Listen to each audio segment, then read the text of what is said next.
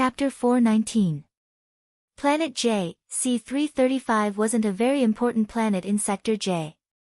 It was just that it played a much bigger role in this incident, and the reason for that was Senior Senator Bisor. This was Bisor's home planet. It was also the second planet in Sector J to be heavily infected other than the transit planet during the Nightmare Taper incident. Bisor had been dealing with some personal matters when the planet was heavily infected. After the Nightmare Taper disaster broke out, Bisor ordered his subordinates to seal off the planet. It didn't take long before Bisor was diagnosed with the Nightmare Taper virus, and it wasn't just one type. When Silen and the others arrived, they could already see the unusual state of alert the planet was in from afar. The spaceport was heavily guarded, and there were a couple of patrol fleets around to prevent outsiders from infecting the planet. They also strictly forbade internal personnel from leaving the planet. After all, this was a heavily infected planet. Right now, the planet was in a sealed state. The energy shields that rose from the planet looked like the blisters on a patient's body, and it gave off a strange, morbid feeling. Although they were escorted by Senator Bisor's subordinates and received by the army, they still had to pay attention to the fact that no one else was trying to play dirty tricks at this time.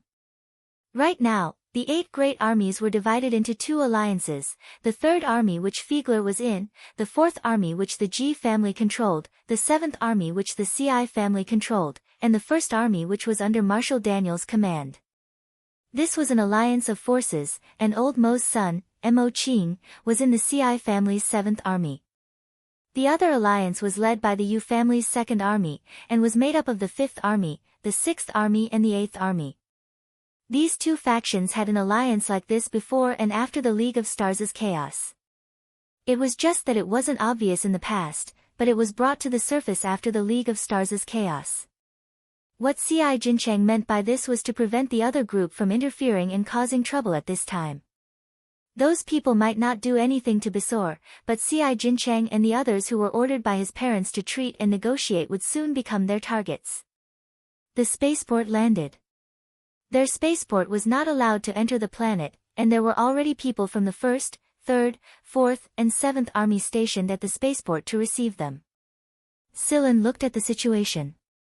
The people sent were all trusted people who were familiar with CI Jincheng and the others.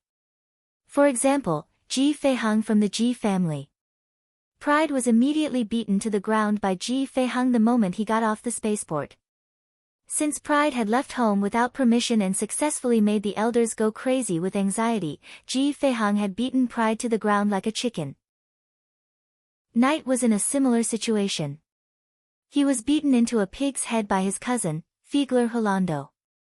CI Jincheng was slightly better off. He was only given a couple of verbal warnings, but of course he wouldn't let it slide just like that. He only delayed his punishment until he was done negotiating with Bisor, and then he would be dragged back to the CI family to face the wall. As for Yu Lu and Feng Haichao, they didn't even dare to let out a fart in front of the officers and their superiors. After teaching Knight a lesson, Holando swept a glance at them. They were all very obedient. Didn't they see how badly Knight was beaten?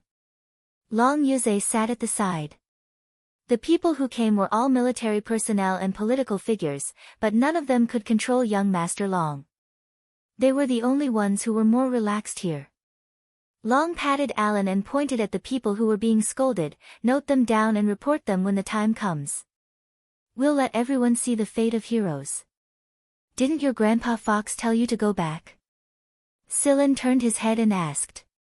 Long curled his lips, "I didn't turn on my communicator." Silen.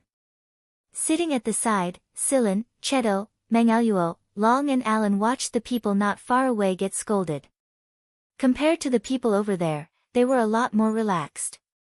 They could take a breather, have some tea and snacks, and they didn't have to worry about viruses. After all, this was a military spaceport with multiple layers of defense.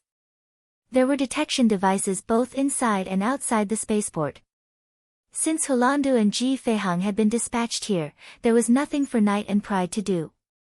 The negotiations could be left to Holando and the others, who were more important, to handle.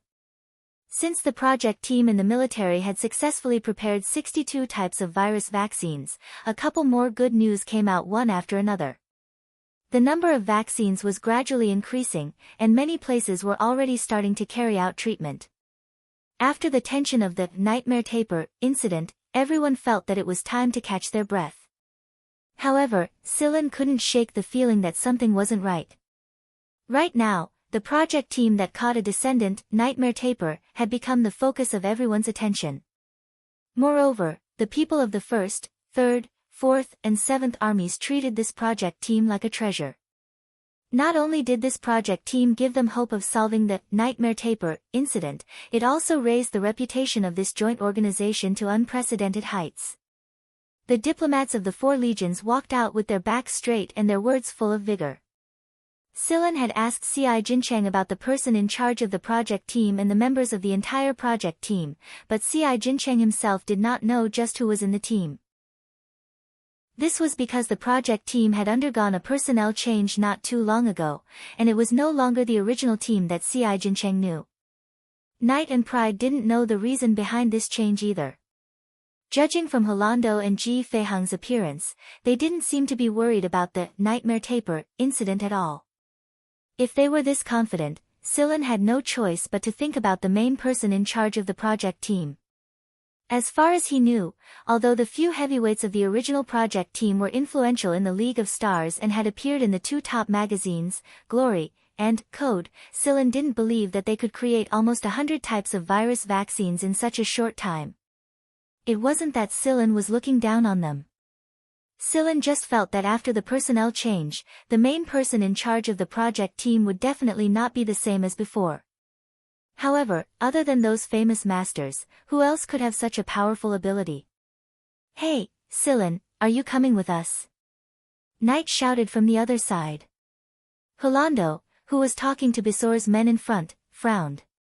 He glanced at Ji Feihang and saw that he didn't say anything. Ci Jincheng and the others also wanted to move together. No one was willing to stay here alone, so they didn't object to Silen Helong and the others coming with them.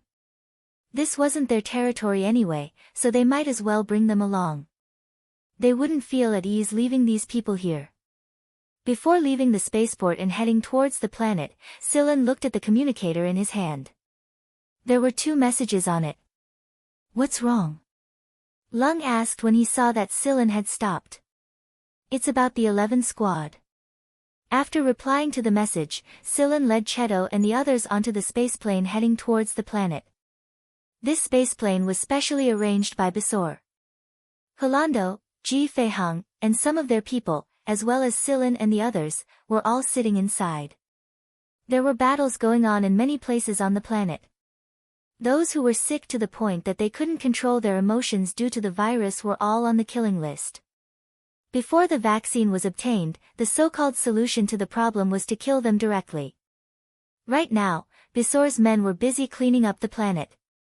Guards in combat uniforms and medical personnel in white protective suits were running all over the place. This kind of situation could be seen in many places on the planet. A portion of the vaccine had been sent out for evaluation, and the remaining portion was used as a cure for the disease. The medical equipment was already producing more vaccines based on this vaccine. After all, there was a limit to how many of these vaccines there were. Silen had already sent all kinds of information about the vaccines to Vanguard, the Freedom Army, and the people at Sector S. The information about the 86 vaccines was no longer a secret in the first place. Anyone with some means and some effort would learn about it sooner or later. It wouldn't be long before they got their hands on the remaining vaccines developed by the military. The biggest energy shield on the planet was located in the central city of the planet. It was also the seat of the planetary government, and it was where Bisor was resting.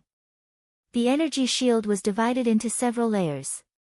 After the spaceplane entered the first energy shield, it would be scanned for viruses. Every person who got off the spaceplane had to undergo a strict inspection to ensure that they weren't carrying any fatal viruses. It was only after several layers of inspection that they were allowed to enter the central city. Right now, the city had already experienced the initial chaos caused by the spread of the virus. It had been cleaned up by Bisor's guards and the planetary government. It could be said that other than Bisor and a few core officials, no one else in the central city had been infected by the virus. It was because those who were infected had been executed a long time ago. There were surveillance devices and virus scanning equipment everywhere in the city. Although it was understandable, no one would be in a good mood after being scanned by those scanners again and again. It was as if they had no privacy at all, especially those who came from the military. Especially those who came from the army, they were used to being nervous and resisted the urge to avoid it. Fuck. Knight cursed after he was scanned by the scanners flying around in the air once more. Alright, just bear with it. Hulanduo slapped Knight across the face and motioned for him to shut up. Although he himself was very annoyed by those scanners, there was nothing he could do about it. Every heavily infected planet would see these machines. When they scanned and discovered an infected person, they would sound a warning and start killing them. This was the situation in the past. Now, the infected person would be sent to a treatment site first. If the infected person was within the range of the vaccine's effectiveness, then they could be injected. If the infected person wasn't within the range of the vaccine's effectiveness, they could choose to receive other treatments first. After all, new vaccines were produced one after another, and the infected person would have a chance to recover by the day. If the infected person really couldn't hold on and lost control of their emotions or their illness was too severe to control, they would be thrown into the treatment station and dealt with. A squad of guards came over. Every one of them was wearing a combat uniform from head to toe. Sillin had seen this kind of attire in other places on the planet before. Sillin and the others were also wearing protective suits, including Cheto and Monquiero, who were requested by Sillin. However, the protective suits were obviously different from what the people in this city wore. Many people looked at them curiously when they entered the city. I feel like I'm in a zoo. I feel like I'm a monkey, Lung muttered at the side. Sillin didn't comment on this. Right now, his attention was attracted by something else. The Emperor in his palm was moving. It wanted to come out, but Sillin suppressed it forcefully. He didn't want to cause any trouble at this time. The only thing that could make the Emperor move was the nightmare taper. Judging from the Emperor's reaction, the nightmare taper should be within the city's boundaries. However, it was impossible for the nightmare taper to appear when there were so many scanners and all kinds of mechanical defenses in this city. Otherwise, the scanners' alarms would have gone off a long time ago. The people who were waiting for them inside the city led them to a place to rest. After all, they weren't going to meet Councilman Bisor all at once. A representative was enough. Alright, Knight and the rest of you stay here for now. We're going to meet Councilman Bisor. Behave yourselves. Hulanduo glanced at everyone while saying this. After everyone gave their word, Hulanduo carried the vaccine set and went to talk to Bisor with Ji Feihang and the other high-ranking officers. The vaccine was one of the reasons. The other reason was that they needed to talk further in order to obtain Bisor's support. The negotiation couldn't be concluded in a short period of time. Hulanduo was worried about Knight and the others, so he reminded them several times before leaving. Knight and the others finally relaxed after Hulanduo and the other high-ranking officers left. Motherfucker, that was brutal. Knight rubbed his face through the protective suit. His face was swollen from the beating. Pride didn't say anything, but he didn't look like he was feeling any better than Knight. He was beaten quite heavily. Can't we take off the protective suit? It's uncomfortable to wear it. Lung moved his arms. It didn't feel good to be restrained by the protective suit. Just wear it. Who knows when a nightmare taper will jump in. There are only 100 or so vaccines, and more than half of them are unknown. If you get infected, you'll have to be locked up for treatment for a longer period of time. It's not worth it. C.I. Jincheng advised. As they were talking, Hui Mao, who was hiding in Sillin's backpack, rushed out and ran outside. Meow, your grandpa is going to look for food. C.I. Jincheng and the others wanted to stop him, but Hui Mao disappeared before they could even make it in time. Sillin, don't let Whis get out. This isn't our territory. It won't be easy to handle if there's a conflict, C.I. Jincheng said. The people outside are cleaning up. I don't see a single pet on the streets. They've probably been hunted and killed. Silen, call Wee's back. Knight also suggested. I'll go ring that cat back. Silen stood up and walked outside. I'll go with you. I'll go too. Knight and C.I. Jincheng both stood up and followed. Silen wasn't from the military, so it would be easier if they followed him. Even if he didn't want to give them face, he should at least give face to the two armies behind them, right? After Knight and C.I. Jincheng caught up, Lung and Pride followed as well. The others who wanted to follow were stopped by the people who Landuo left behind.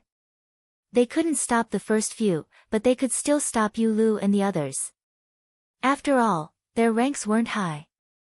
Before the officer who Landuo left behind to guard the gate could persuade Knight and the others to go in and sit obediently, they heard gunshots coming from outside. Silen pushed the officer in front of him away and rushed out. The others followed behind him. Just like what Knight and the others said, the guards' first reaction when they saw a cat was to kill it. Because of the nightmare taper, all the pets in this city had been hunted and killed. There wasn't even a mouse or a fly left. However, how could Huimao be captured so easily? The guards who went after Huimao failed to capture Huimao. Instead, they injured a few of their own people. Also, before the guards could say anything to the few people who came out, Silen rushed up and beat up the few people who were holding guns at the front. Now, the scene was explosive. Silen didn't hold back when he started beating people up. One punch after another knocked them to the ground. Not only that, he was shouting as he beat them up, "How dare you shoot my cat? I'll beat all of you to death." Meanwhile, Huimao, who was next to him, seemed to have received encouragement. He got even cockier and showed no signs of stopping at all. The officer who was walking out quickly felt a headache coming on as he watched the scene. At that moment, people around them noticed what was going on. Another two teams of guards rushed over. However, since it was not because of the virus, the detection machines flying in the sky did not react. Knight and the others saw the two teams of guards rushing over. These people were about to raise their guns, so Knight joined the fight without hesitation. It was one thing for them to use their fists, but how dare they raise their guns? Meanwhile, Huimao darted between these people. They did not even manage to touch its fur. The face of the high-ranking officer who had been left behind by Holando turned green behind his mask. He shouted loudly for both sides to stop, but the situation only became more and more intense. Left with no choice, the officer called over his men and pulled the two sides apart. He then negotiated with the captain of the other side's guard for a long time, apologizing and making promises. Only then did the conflict calm down. After things calmed down, Huimao nestled in Silen's arms obediently. It did not have any self-awareness that it had done something bad. It licked its paws leisurely and did not look at the officer who looked like he wanted to pull out his gun and shoot it. "Let's go in. I'll leave this to Colonel Max," Knight called out to Silen. He waved his arm and walked into the room. Max, the officer who had been left behind by Hu Landu to watch over these little devils, had a gloomy face. He patiently negotiated with the captain of the guards on the other side and discussed the issue of compensation. After all, quite a few members of the three guards on the other side had been injured. A few of them were more seriously injured and were dragged back for treatment. However, their lives should not be in danger. While negotiating with the other party, Max was still thinking that the cat was really powerful. It could even tear through the other party's protective suit. It scratched so hard that it bled. While walking into the room, C.I. Jincheng was still thinking about how Silen had been a bit impulsive just now. He charged up and beat up the other party without even asking anything. Also, everyone knew about Huimao's abilities. Those people could not get on it at all, so why did Silen have to attack at this critical moment in the negotiation? Also, wasn't that cat's claws a little too heavy? Most of the people from the three teams who had come over were bleeding from Huimao's claws. Also, The strange thing was that Cheto and Monquiero did not attack this time. It seemed like they were not worried at all. There was nothing to be worried about, was there? There was no way that Cat would be caught so easily. Si Jincheng thought, but he felt that something was wrong. He was about to ask Silin when the communicator in his hand rang. There was a message on it. Si Jincheng was not the only one. Knight, Pride, and the others' communicators also showed the same message. These people are from Miracle. Chapter 420. Everyone had formed a tacit understanding after joining Si Jincheng's Taper Extermination team for such a long time. Moreover, no one in this team was an idiot. They might look reckless and insensible, but they were actually better at pretending than anyone else. Silin's behavior just now was nothing in the eyes of those who didn't know him, but to those who were familiar with Silin, it was like going crazy. And when the word going crazy was applied to Silin, it meant there was a problem. This was why Si Jincheng, Knight, and the others rushed forward to help Silin. And now, they received their answer. Hui Mao obtained blood samples from the people who were scratched, and from the information obtained from these blood samples, Silin knew that these people didn't come through normal means. These people's genes had been modified after birth. This kind of modification wasn't like the self-improvement and repair of genetic medicine, but a miraculous implantation. Miraculous, people like to implant a lot of functional genes into some strong individuals, making them stronger, more well-rounded, and more destructive, even if this change would greatly shorten the individual's lifespan. All information could be obtained from the blood.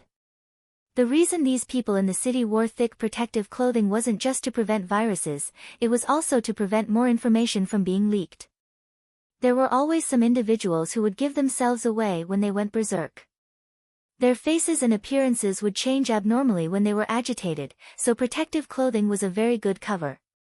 Si Jincheng and the others did not doubt Silin's conclusion. When they received this information from Silin, they quickly used their own methods to secretly pass this information to Holando, Ji Feihong, and the others who went to meet Councilman Bisor.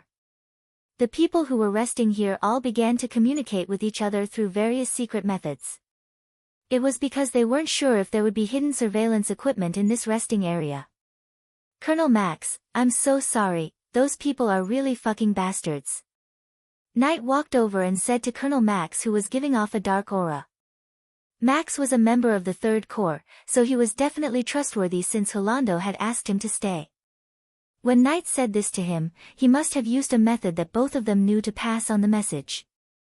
The real meaning was not through hand gestures, but other methods that outsiders wouldn't know. Silin didn't think that Knight would waste his breath at a time like this. Max also cooperated with Knight and said a lot of things after Knight's pleasantries. Therefore, Silin came to a conclusion, this was also a pretentious person.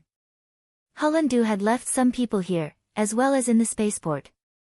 After all, this was Bisor's territory, and he would definitely not allow a large number of people to enter. Silin and the others stayed here to rest. They didn't act immediately. They just used the fastest and most covert method to pass the message so that they could prepare as soon as possible. There's a nightmare taper in this city. That was the second message that Silin sent them. However, since they found out that the guards were Miracle's men, it was no longer strange that the nightmare taper was here. They weren't sure if Bisor was related to the people of Miracle. Perhaps someone from Miracle had infiltrated this place. No matter what the situation was, it was always good to be prepared. They would have to see the reaction of Holando and the others to determine what the situation was. If they fought Bisor, they would definitely be on the opposite side. If that was the case, they might have to face the entire planet's guards. 2 minutes later, Knight received a message from Holando, retreat. This word alone confirmed Bisor's position. They were on the opposite side. At the same time Knight told the others this news, there was an explosion at the Central Administration building where the negotiations were taking place. Retreat! Knight roared. In an instant, the seemingly peaceful situation suddenly exploded. The guards gathered here, and the people who were resting here began to fight back. They wanted to leave this place. It would be best if they could leave the city. They couldn't care less about Rolando, and Rolando didn't seem to want them to wait either. They split up. Knight, Pride, and the others dodged the enemy's attacks as they retreated out of the city. There were residents in the city who didn't know what was going on, but they were in the minority. These few residents would die in the indiscriminate attacks of the guards. These innocent people were left behind only to provide cover. At times like this, those who lived at the bottom were always the victims. The guardsmen were no longer as conservative as they were when they were fighting Sillin and the others. Their pincers tore through the protective suits, and their entire bodies began to change. They looked very similar to those biochemical beasts, but these guardsmen were of a higher level. They possessed human intelligence and thought as their main focus, and they were able to control themselves. They were just like the excellent experimental subjects that Howley Hansen had chosen back then. These guards were no longer suppressed. Each leap they made covered a distance of more than 10 meters. They moved from the street to the end in the blink of an eye.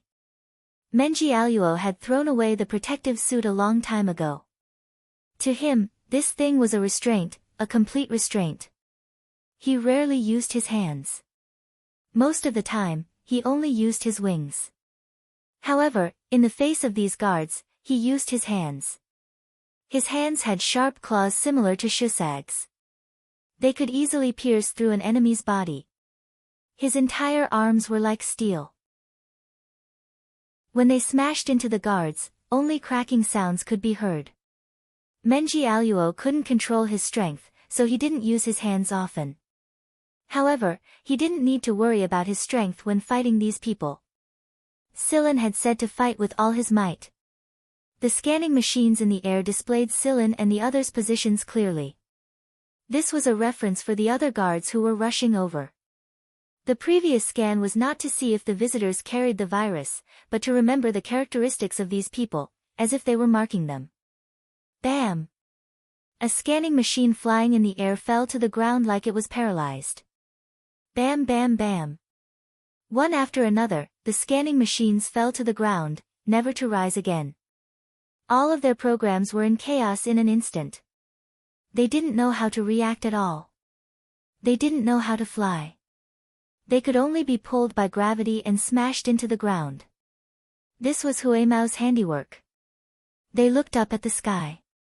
Through the transparent energy shield, they could see the ball of fire in the sky. It was quite eye-catching even in the bright daylight. The spaceport had exploded, and the battle had begun. The debris of the explosion entered the atmosphere, and the sparks from the friction rained down on the planet like a meteor shower. It seemed to raise the planet's temperature. However, no one was in the mood to watch this meteor shower. The air was filled with the smell of blood and death that was getting thicker and thicker. Max ordered his men to protect Knight and the others. Since Rolando had entrusted them to him, Max would do his best to protect them even if he had to die here. However, Max didn't expect that they would have to deal with something other than the guards in the city. Outside the city was a wide moat. Based on Miracle's nature, she wouldn't put anything gentle in it. At this moment, a large number of strange creatures crawled out of the moat and quickly made their way over. Just as Max was about to order a change in direction, Sillin shouted, "Don't change direction. Go that way, cross the river." Max thought about it and agreed. Since it was a moat, the entire river almost surrounded the city. Where could they hide? It was better to just charge head-on. Before Max could finish his thought, Sillin added, "Don't shoot at those river beasts. Focus on dealing with the guards." Max choked. The next moment, Knight roared at him, "Do as he says." This way, not only would Max's men not deal with the river beasts that were rushing over, the guards would not deal with them either. This caused the river beasts to approach them even faster. The guards were hoping that the river beasts would stop these people and tear them apart. Max and the others were anxious. They didn't know whether they should fire at the river beasts or not.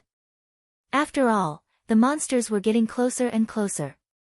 However, they soon realized that it didn't seem to be the case.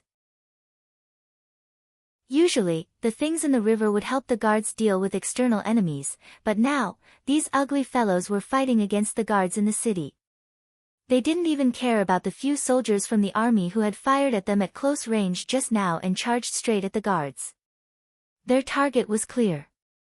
The ones that crawled out of the river, big and small, ranging from the size of watermelons to 30 to 40 meters long, swung their long tentacles and opened their huge pincers with serrated teeth. They passed through the space between Max and the others and pounced at the guards. The ones with long legs leaped over their heads and headed straight for the guards. Max could clearly smell the muddy and aquatic odor of the river beasts around him, above him, and in all directions. The smell that he used to find incomparably disgusting was now more exciting than the perfume of the woman he had a crush on. Max didn't know what was going on. He only knew that he and the others had a way out. Scylla looked at Lung, and the latter made a done gesture. He could even tame those giant creatures in the sea, let alone these river beasts. Even if these river beasts were genetically modified, they were still river beasts. They retained their aquatic instincts and could respond to Lung's summons. Bang bang bang. Above their heads, a few misty spots appeared on the gigantic energy shield that enveloped the entire central city. Starting from these few spots, it was as if solid ice was melting. Multiple spots began to extend towards the surroundings and slowly melted away. In the sky outside the energy shield, 4 robots were flying. The blue stripes on their faces flickered. They activated the weapons on their bodies and attacked the energy shield. Looking at the sky, Scylla smiled. Scylla had received 2 messages earlier. The first one, "Captain, we're here too." From Yudi. The second one, "Let ice cream play. I won't show myself." From Hidden Wuxia. Chapter 421. The energy shield above Central City melted away layer by layer. This was no longer a sealed-off battlefield. The people in black armor stepped on hoverboards and flew over, covering the people by the moat as they evacuated out of the city. A large white ball fell from the sky and smashed into the middle of a group of guards, creating a pit. The guards who were hit never got up again. The white ball rolled around in the crowd and rolled towards Scylla. Black armor appeared on its body. Although it didn't completely cover it, it could protect some of the important parts. The bullets that hit the armor made clanking sounds, and the laser bullets did not cause much damage when they collided with the armor. When it got close to Scylla's location, the white ball leaped up and swiftly unfurled itself. 2 human figures came out of the white ball, and the unfurled white fatty was active around Scylla at a speed that did not match his body size. He slapped some of the guards who came close to him flat, and sometimes he would jump up and grab a fighter that was flying low in the sky and smash it to the ground by its wings. On its furry head, the semicircular ears were turning, alert for other dangerous situations in its surroundings. What a ferocious fatty! That was the collective thought of everyone who saw the scene. The 2 people who were protected by Snowball were wearing armor similar to Celine's, but they looked like children who had not yet reached adulthood. The petite figure who was moving around the fatty held a strange gun in her hand. It was quite similar to the one Celine used. Every time she fired, several guards would fall. As for the other small figure, he waved his long, sharp claws and fought against the guards, not falling into a disadvantageous position. Max was dumbfounded when he saw the newcomers. They weren't from his army, nor were they from the other 3 allied armies. Team 11. What? Max was busy firing his gun. The explosions around him came wave after wave. Even if he was talking into the communicator, he had to shout to be heard clearly. That was why he didn't hear what Knight said. He's from the 11th Vanguard, Scylla's teammate. Friendly forces, Knight explained again. Max didn't hear the first part of the sentence clearly, but he heard the last part clearly. The word allies sufficed. No matter what kind of person the other party was, it was fine as long as they were not enemies. The bridge that connected Central City to the outside had already been retracted, but the river beasts in the river had attached themselves to the surface of the river, forming a floating bridge for Max and the others to cross. Some of them had hoverboards or other flying aids, but they did not use them to fly to the other side. Relatively speaking, it was safer to maintain the current formation. There were planet guards everywhere in Central City. Max and the others had to leave the city first and wait for reinforcements. Otherwise, they wouldn't be able to handle those people. Central City began to shake violently, and fortress-like buildings rose from the ground, toppling over the buildings and residential buildings that were originally there. Some people similar to the guards ran out from inside. Other than people, there were also fighter jets and tanks. This place used to be a military base. It was just that for many years, this military base had been hidden underground, concealing its ferocity. Now, it had revealed its true appearance. On the other side, Sillin looked at the sky outside the city. The huge battleship had entered the planet. Due to the fierce attacks, its landing was not stable. The landing point produced a huge shock wave, and rocks were smashed into the air. The landing of the battleship stirred up dust, causing the area to be covered in a haze. However, after the haze, armors emerged one after another. Artillery fire shot out from the haze, and the dust did not affect their shooting. In the sky, fighter jets rushed into the atmosphere and flew over. Bang, bang, bang. The bodies of the fighter jets flashed past. At this moment, the concentrated firepower fired from the fighter jets blew up the guards in the form of biochemical beasts who had not been able to dodge in time into a cloud of blood mist. The people who had followed Hulanduo and the others to guard outside the planet had come to help. Hui Mao, who had been jumping up and down around Sillin, suddenly paused. His ears flicked, and he looked in a direction. In the sky over there, an object descended rapidly. This object directly stepped on a fighter jet of the guards in the air. It was a snow-white mechanical beast that was over 10 meters tall. It looked extremely awe-inspiring. What the fuck? Why is that stinky rat here? Hui Mao stared. It was too arrogant. It had actually appeared on this kind of battlefield in this form.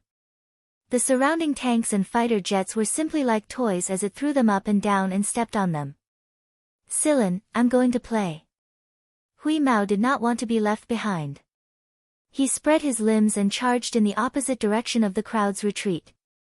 There were many guards, tanks, and so on that had come out from the fortress.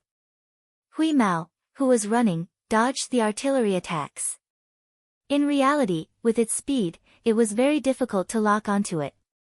Moreover, it was not difficult to avoid those attacks. Just as he was about to reach the other side, he leaped up. Two fighter jets happened to be flying over, and the direction in which Hui Mao leaped was just enough to pass through the gap between the two fighter jets. As Hui Mao leaped up, he rapidly changed his form. The huge beast-shaped mechanical beast spun in the air. The long claws that he extended were like rotating fans, cutting the two fighter jets that passed by him into comb-like teeth. After passing through the two fighter jets, Hui Mao landed on a tank and flattened it. The next moment, he leaped 20 meters away and started stepping on another tank. These two cyborg beasts seemed to be in a competition to see who could step more. As they stepped on each other, they started to fight each other as if they were having a snowball fight.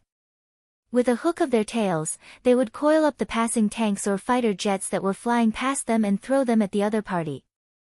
Wherever they ran, they would casually grab a tank and throw it at the other party.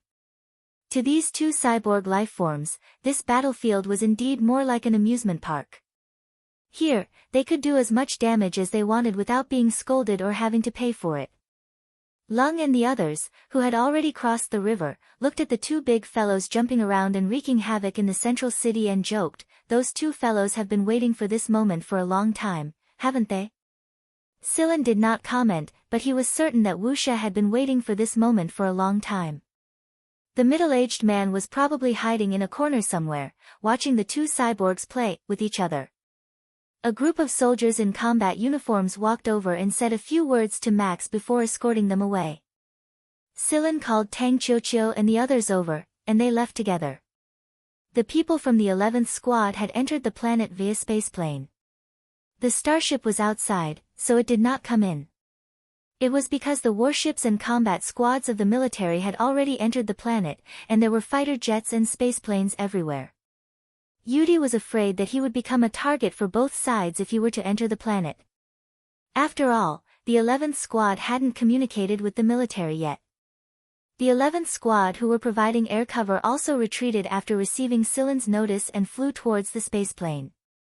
After the military had entered the planet, they quickly occupied a place to serve as their base. The soldiers were supposed to escort Knight and the others to this base. Moreover, Hulan Duo and Ji Feihang were already waiting for them at the base. It would appear that the 134th, 134th, and 47th Legions weren't unprepared this time. They were fully prepared, or they wouldn't have brought such a well-equipped combat squad with them. The other reinforcements were probably on their way as well. Sillin led the 11th squad into the base. Since C.I. Jincheng and Knight had informed them beforehand, the soldiers guarding outside the base didn't stop them. The 11th squad's spaceplane landed on the empty ground outside the base, and a few more fighter jets of the 11th squad followed suit. Yudi, who was clad in armor, stepped out of the aircraft. Following behind Yudi was old Mo, who was clad in protective gear. Sillin walked over quickly. "Why are you here too?" Sillin relaxed when he saw that Mo Heng's complexion looked fine behind the transparent mask. Sir Mo was very dissatisfied with Sillin's reply. "What? Are you the only one allowed to come? Am I not allowed to come as well?" "No, you." Mo Heng waved his hand and stopped Sillin. "This old man has been through a lot of things like this when I was young. You don't have to worry about me." How could he not worry? Sillin mumbled in his heart. This was a battlefield, but there was an unknown virus lurking behind it. One could get infected at any time. Moreover, the Emperor in Sillin's palm was reacting more and more violently. This meant that there must be more than one nightmare taper around. At the same time, the detection machines were either destroyed or broken in such a situation. They could not be of any use at all. The protective suit wasn't omnipotent. Many people had torn protective suits, cracked masks, and puncture wounds. These were all people who could be easily infected. While Sillin and Mo Heng were chatting, Max walked over quickly. Knight asked him to call Sillin over, but before he could speak, Max saw Sir Mo's face behind the transparent mask. Slap.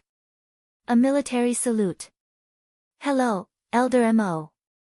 Mo Heng looked at Max, who was standing in front of him. "Oh, I remember you. Lieutenant Max, no, Colonel." Max was confused. Why was Sir Mo with the hunters from Vanguard? However, there was no time for Max to think about it. He passed Knight's message to Sillin and invited Mo Heng over.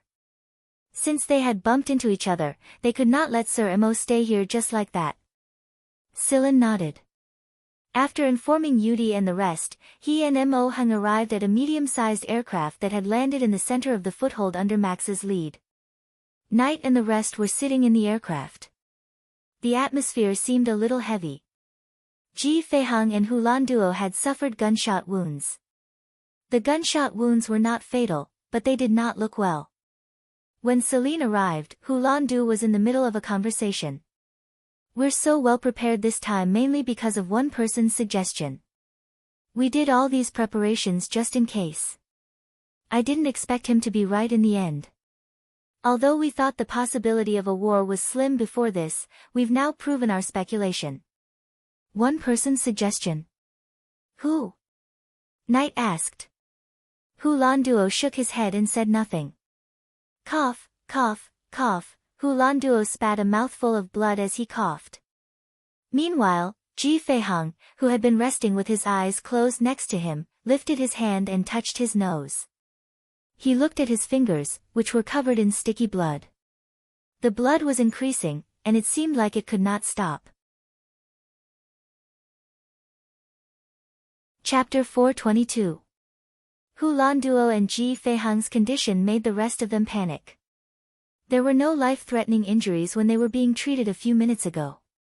However, they looked rather serious now. It was too sudden.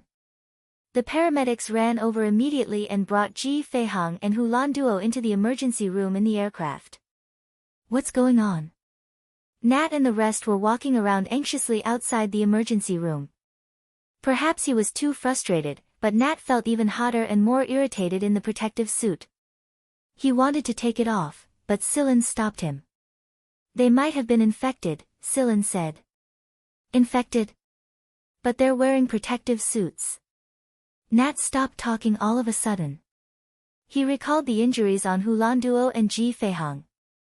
Their wounds had been exposed to the air for a long time since they had retreated from the administration building. They might have been infected. However, everyone had to go through the sterilization room before entering the aircraft. They could only enter after going through the virus detector to make sure that they were safe. However, they thought it would be troublesome to take off their protective suits and put them back on again. Therefore, they had been wearing them. If Hu Landuo and Ji Feihang were really infected with the virus, the detector would not be able to detect it. It must be a new, unknown virus. After all, theoretically, the mother nightmare tapir would carry more viruses than its offspring. The summary of the viruses in the offspring nightmare tapirs that they had captured was not complete. There was no vaccine or specific medicine for it. Moreover, Sillin suspected that the source of the infection was not here. Hu Landuo and the rest must have been infected when they were at the administration building. Apart from Hu Landuo and Ji Feihang, the people who had followed them to the administration building might have been infected as long as they were injured, had their protective suits torn, or had their breathing masks malfunctioning. A group of soldiers were discussing in a temporary emergency room at the edge of the foothold. Two people were fighting in front of them. One of them was from the army while the other was Carrie, who had taken off his armor. It seemed like Carrie was getting along well with these people. They must have built up a friendship when they were protecting Sillin, Max, and the rest when they were evacuating the central city. These people were all battle maniacs. After treating their wounds and waiting for their mission, both parties would discuss and spar with each other during this time. The others watched from the side as they relaxed before the battle. As he was fighting, he suddenly heard a loud and imposing command. Line up. Whether it was those who were leaning against the wall, those who were sitting on the ground, or those who were fighting with Carrie, when they heard this order, all of them immediately fell into line reflexively and stood in a proper military posture. The smiles on their faces were all wiped away, and they stood straight as a ramrod, looking straight ahead. However, after waiting for a long time, they didn't hear any follow-up orders, nor did they see the commanding officer. However, they didn't dare to look sideways, so they kept their eyes fixed on him. Carrie and Mogaz, who were watching from the sidelines, looked around in confusion. They didn't see anyone else. The medic and logistics staff looked around as well. After a while, they saw the big bird standing on a high shelf. One of the medics in charge of the emergency room laughed. This prankster. Enough, Ghost Claw is messing with you. Standing on the high shelf, Ghost Claw pecked at the bird's feathers indifferently. He didn't seem to have done anything wrong at all. The people who were lined up immediately burst into an uproar. They joined forces to criticize Ghost Claw. However, before they could say anything, they heard a sharp alarm. Ghost Claw shut its mouth tightly, indicating that it wasn't the one who issued the alarm this time. This time, it was for real. There was a result from the aircraft. The medical alarm was also coming from there. Just now, the medic who came out of Hu Landuo's emergency room reported the current situation with a serious expression. It was indeed a new type of virus. Moreover, it would be difficult to find a cure in a short period of time. After the diagnosis, everyone who had gone to the central administration building with Hu Landuo was quarantined. However, before the quarantine was announced, they were already showing similar bleeding symptoms. Some were coughing up blood. Some were like Ji Feihang. Their corneas were congested, and blood kept flowing out of their nostrils and ears. They couldn't control it at all. To make matters worse, these people had already come into contact with other people in the foothold. Although most people here were wearing protective suits at all times, there were always people who were injured or whose protective suits were damaged. It was no wonder that Hulan Duo and Ji Feihang were able to escape from the central administration building so quickly. The purpose of these people wasn't to kill Hulan Duo and the others, but to spread the virus. The people in the emergency room that Carrie and the others were in had never been to the central administration building. However, some of them had come into contact with the people who had returned from the building. Many people in the emergency room were also infected. It was just that their symptoms appeared a little later. Carrie and the other people in the emergency room were sent to the quarantine room that the army had hurriedly built. Mogaz was guarding the room. He had been wearing his armor all this time to avoid infection. However, Carrie couldn't. Carrie's nose was already bleeding. Just like the other infected people, the blood wouldn't stop flowing. Mengji Arrow was in the 11th team's aircraft. He wasn't used to interacting with people. He preferred a quiet place. A little fellow stood in front of Mengji Arrow. Because he wasn't used to wearing armor, Qifeng had put it away as soon as he returned to the aircraft. Qifeng looked at Mengji Arrow. His expression was just as serious as Mengji Arrow's, but the tail behind him betrayed his feelings and intentions. One look at the tail wagging happily and it was obvious that Qifeng was just trying to get close to this new addition who also had a beast-like appearance like him. However, Mengji Arrow's expression grew more and more serious. He just didn't know how to express his intentions. Suddenly, Qifeng stopped wagging his tail and looked down at his palm. There was blood dripping from his palm. Before Qifeng could wipe his nose, Mengji Arrow swept Qifeng up with his wings and went to find Yudi. Silan had told him to look for Yudi when he wasn't around. Silan walked out of the Legion spaceplane and rushed toward the quarantine room. Carrie and Qifeng were lying in one of the isolation rooms. The armored Mogaz and Yudi were standing guard outside while Mengji Arrow was sitting inside. Because he was the one who brought Qifeng here and he wasn't wearing any protective gear, the medics in charge of this place wouldn't allow Mengji Arrow to run around like this. Tang Qiuqiu was standing at the door. She was strangely quiet. Because she was wearing armor, Tang Qiuqiu's expression couldn't be seen. Before Silan entered, he patted Tang Qiuqiu's head. "Don't cry. I'm here." Qifeng was slightly more energetic than Carrie. When Silan arrived, he was playing chess with Mengji Arrow while Carrie was writing his last words on an electronic tablet. Silan took the tablet away from Carrie's hand and tossed it aside. "Last words, my ass. I'm here." "What are you afraid of?" Carrie chuckled twice. Perhaps it was because he had lost too much blood, but his face was very pale. If he hadn't put away his armor, he wouldn't have been lying here, right? But there was no point in regretting now. Carrie didn't like to feel sorry for himself. "Hang in there. I have a way." Silan's tone was firm. Carrie, who didn't have much hope at first, felt a little excited. Qifeng, on the other hand, was grinning so widely that his canine teeth were showing. The medicine they were using was very good. Silan also took out some of his personal collection and gave them to Qifeng, Carrie, and the army's medical team. Now was not the time to hide anything. After checking on Carrie and Qifeng's condition, Silan left in a hurry. Before he left, he talked to Yudi and Chedo for a while and arranged everything here. CI Jinchang and the medical team were busy developing a vaccine and medicine against this virus. He asked Silan to join the research team, but Silan refused. Silan had his own plans. This time, Silan's goal wasn't the virus, but the source of this virus. Based on the Emperor in his palm's reaction, Silan could conclude that the main nightmare taper was in the city center, and it was very likely to be in the administrative building. The activated nightmare taper had complete antibodies against the hundreds of viruses it carried. Everything would be solved as long as the main body was found. Right now, inside the city center, the tall administrative building was surrounded by guards.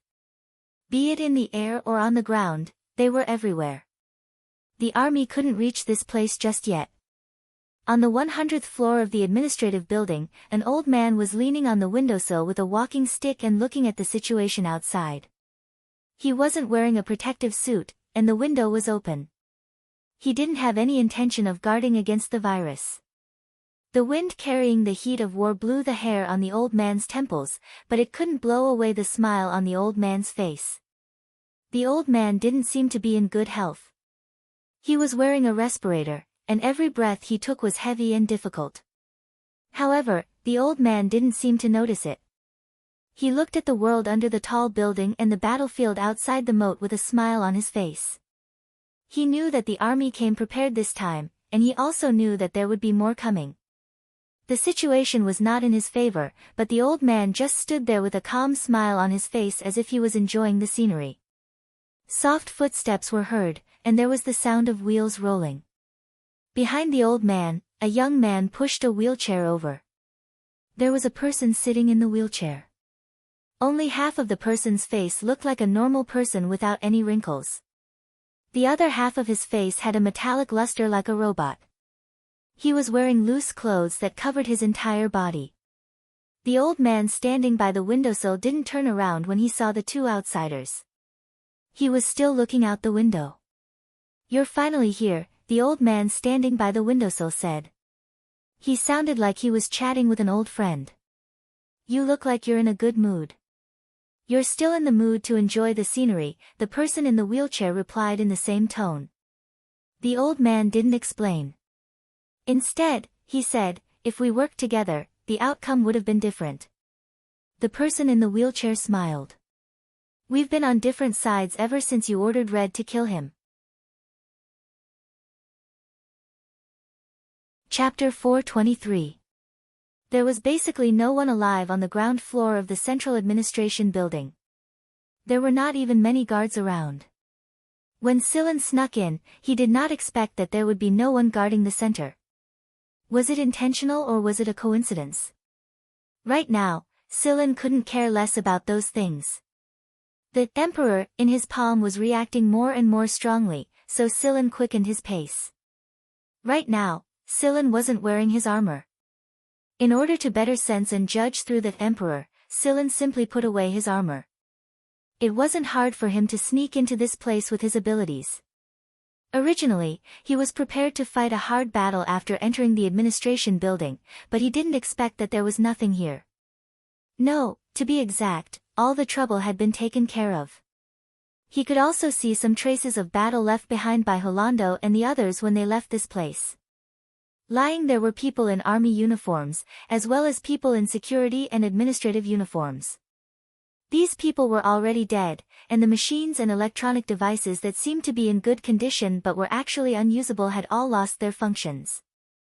All the electronic devices on the floors that he passed through were paralyzed. The elevators could not be used, and there was no light. It was pitch black where the windows and doors were closed. Hulandu and the rest definitely could not have taken care of the machines and devices. If they had, Hulandu and the rest would not have been in such a terrible state. Who else was here? Silen sensed that there was more than one person there when he approached the 100th floor. He approached them quietly. The main nightmare taper was here. According to Silen's plan, he would attack as soon as he found the main nightmare taper and extract the antibodies from it. However, the conversation inside soon attracted his attention. Since there was a door, Silen could not see what was going on inside. However, the windows and everything else were open, so voices came out faintly. With Silen's hearing, he could hear the conversation clearly. One of them sounded rather old. He could tell that this old man was in poor health from his voice, as if he was on his last breath. Meanwhile, he could not tell the other person's age or health condition from his voice. There was too little emotion in his voice. He was calm and cold. He should be such a person. However, who was the third person? Silen could tell that there were 3 people inside, but it was basically only 2 of them talking. The third person was like a bystander, standing there without interrupting. Among the 3 of them, whether it was the old man who had difficulty breathing or the other two, their tone and breathing were all rather calm. This was true calmness, not a pretense. What made Sillin restrain himself from making a move was the term, red branch. After interacting with the Shi family for some time, Sillin knew that the Shi family had split into 3 branches 1,000 years ago. They were the red, blue, and white branches. Shimu belonged to the white branch and belonged to the conservative faction. He stayed in the League of Stars and maintained the lifestyle and habits of his previous branch. The blue branch gradually integrated into the League of Stars and might even infiltrate other forces. As for the red branch, they directly opened a path to the Mist Bodhisattva branch and Shikai's ancestors. But Chao Hongji. This shouldn't be Shikai and the others, right? After all, how long had it been since Shikai joined the League of Stars? That was why Sillin decided to delay his operation in order to understand the reason behind this. Judging from the effect of the medicine he used at the temporary base, it should be able to buy him some time. This was more than enough time for Sillin to understand everything. Red branch? Hee hee. The old man laughed disdainfully. It was just a few laughs, but the old man seemed to have exhausted a lot of energy. It took him a few minutes to recover. The real red branch is long gone. At most, they can only be regarded as defective goods, watchdogs. The people who stayed behind 1,000 years ago were abandoned by the real red branch. Otherwise, they wouldn't be hiding in the same old place as the white branch. The old man mocked. It doesn't matter if they're staying here or if they've been abandoned, they're still part of the red branch. More than 50 years ago, you used Alalo's White Knight incident to start a war. You used the conflict between the military and the hunter group to make the remaining members of the red branch become cannon fodder, which goes against the Shi family's principles. Principles? I'm not a member of the Shi family. The Shi family's principles mean nothing to me. You're still the same, always deceiving yourself, the man in the wheelchair said coldly. Sillin hid in the dark and listened to their conversation. He thought of many things. For example, the battle 50 years ago. That battle sent Nada to prison and Komuniden to death. Since then, several major forces had kept a low profile. Back then, Sillin had suspected that White Knight alone couldn't have caused such a large-scale and far-reaching war. Based on Lung's analysis, Sillin knew that there was a mastermind behind this. In the battle 50 years ago, there weren't many people involved in politics. There were a lot of people involved in the military and the hunter regiments. Lung had said that he suspected the 3 old guys in the parliament had leaked the information on purpose. Now that he thought about it, one of the 3 senators who had pushed for the battle was this old man, the senior senator, Bisor. From an outsider's point of view, Bisor had always maintained a neutral stance. However, a lot of people might not have guessed that he was the true mastermind behind Miracle. Sillin had deduced many things from the conversation between the 2 men inside the room. The battle 50 years ago had caused all parties to lose a lot of men, and the aftermath of the battle had alerted all parties. Everyone had become more cautious, and the 4 great hunter regiments had toned down some of their sharpness. To show fairness, every force that had participated in the battle had sent someone to Sector S's high-security prison, including Andrira's men and Nada, who was the commander of the 3rd B Squadron at the time. It could be said that Nada was a sacrifice. He had shouldered all of Vanguard's crimes alone. After all, he was just a member of AB Squadron at the time, and the few important A Squadron members who had participated in the battle had been protected by Ji Feng. At the time, Nada had never intended to participate in the battle at all. In the end, he was dragged into it, and Komuniden and the others who had fought with Nada were left behind. Sillin had chatted with Nada when he was in the A Squadron, and he knew what kind of person Nada was. He was not the kind of person who would overestimate himself and ask for trouble. Moreover, some of the things that Sillin had discovered later on also showed that there were other reasons for the 3rd B Squadron's incident back then. Nada had shouldered the crime he was convicted of during the battle and was sent to prison. That was why he was promoted to the A Squadron immediately after he was released, and he was even one of the higher-ups. His son, Falvi, was also appointed as the commander of the 3rd B Squadron while Nada was in prison. This was the compensation Ji Feng had given them. 50 years ago, when Nada was at the peak of his hunter career, when the 3rd B Squadron was at its most glorious, he was treated as a sacrifice and sent to prison. Although he might have reached an agreement with Ji Feng, what about the others in the 3rd B Squadron? Right now, how many people in the 3rd B Squadron still remembered Komuniden? Did they remember the 3rd B Squadron that was once glorious in the Vanguard Division? Although Nada was compensated later on, as a hunter, he did not roam the galaxy during his prime. Instead, he was trapped in a narrow space for 50 long years. This was not compensation. Maybe Nada did not care, but Silan was not that kind of person. In fact, Silan had always been guarding against this kind of situation. If Silan was in the same situation as Nada back then, Ji Feng would have sacrificed Silan without hesitation. So what if you were a person with potential and ability? There were plenty of people with potential and ability in this part of the galaxy. Another thing to note was that Miracle had officially risen to power at that time. Although Miracle had a bit of background and ability, it definitely could not compare to the scale and influence of Miracle later on. After the battle more than 50 years ago, Miracle took advantage of the time when all parties were recuperating.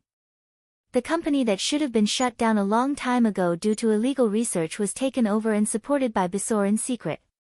The incident 50 years ago was a turning point. It could be said that Miracle developed the fastest during that period of time. They also received support from many parties, and many people secretly allied with them, including the Yu family and the deceased Heavenly Edict Emperor, Orlos. This made Miracle a hegemon among their peers. Aside from that, Silan also heard the people inside talking about the White Branch. You used those people to wipe out the remaining members of the Red Branch, forced the members of the White Branch to their deaths, and even caused internal strife in the Blue Branch. I know you hate the Shi clan, but you can't deny that the Shi clan's blood flows in your veins. You inherited your mother's eye color and inherited the Shi clan's innate talent. The man in the wheelchair said slowly and emotionlessly. It was almost as if he was talking about something that had nothing to do with him.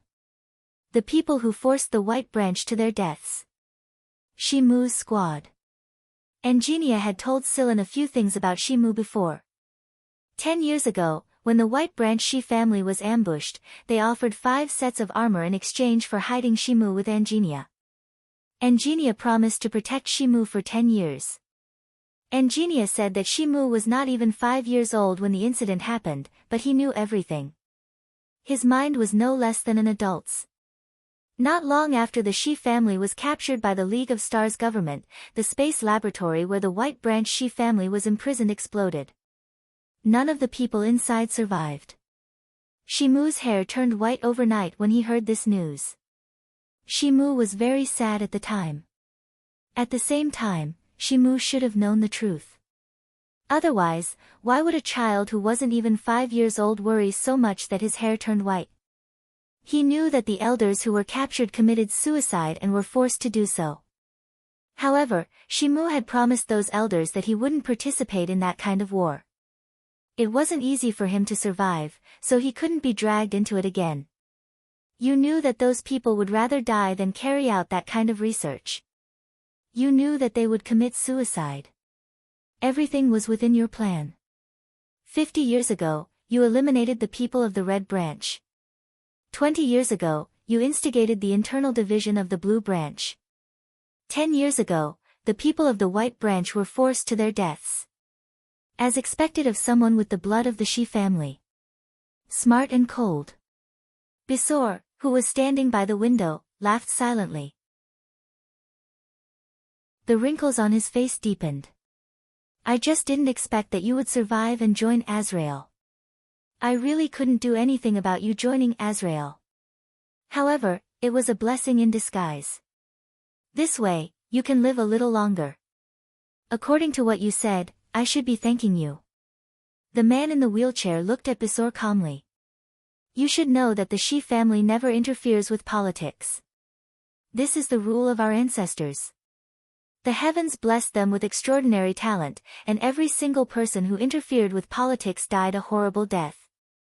Bisor laughed. First of all, I still don't recognize myself as a member of the Shi family. Second, even if the Shi family didn't interfere with politics, they wouldn't have had a good ending. Did the people of the Red Branch interfere with politics? Didn't they end up as cannon fodder? Did the people of the White Branch interfere with politics? In the end, they were forced to commit suicide. In this world, principles are the most unreliable thing.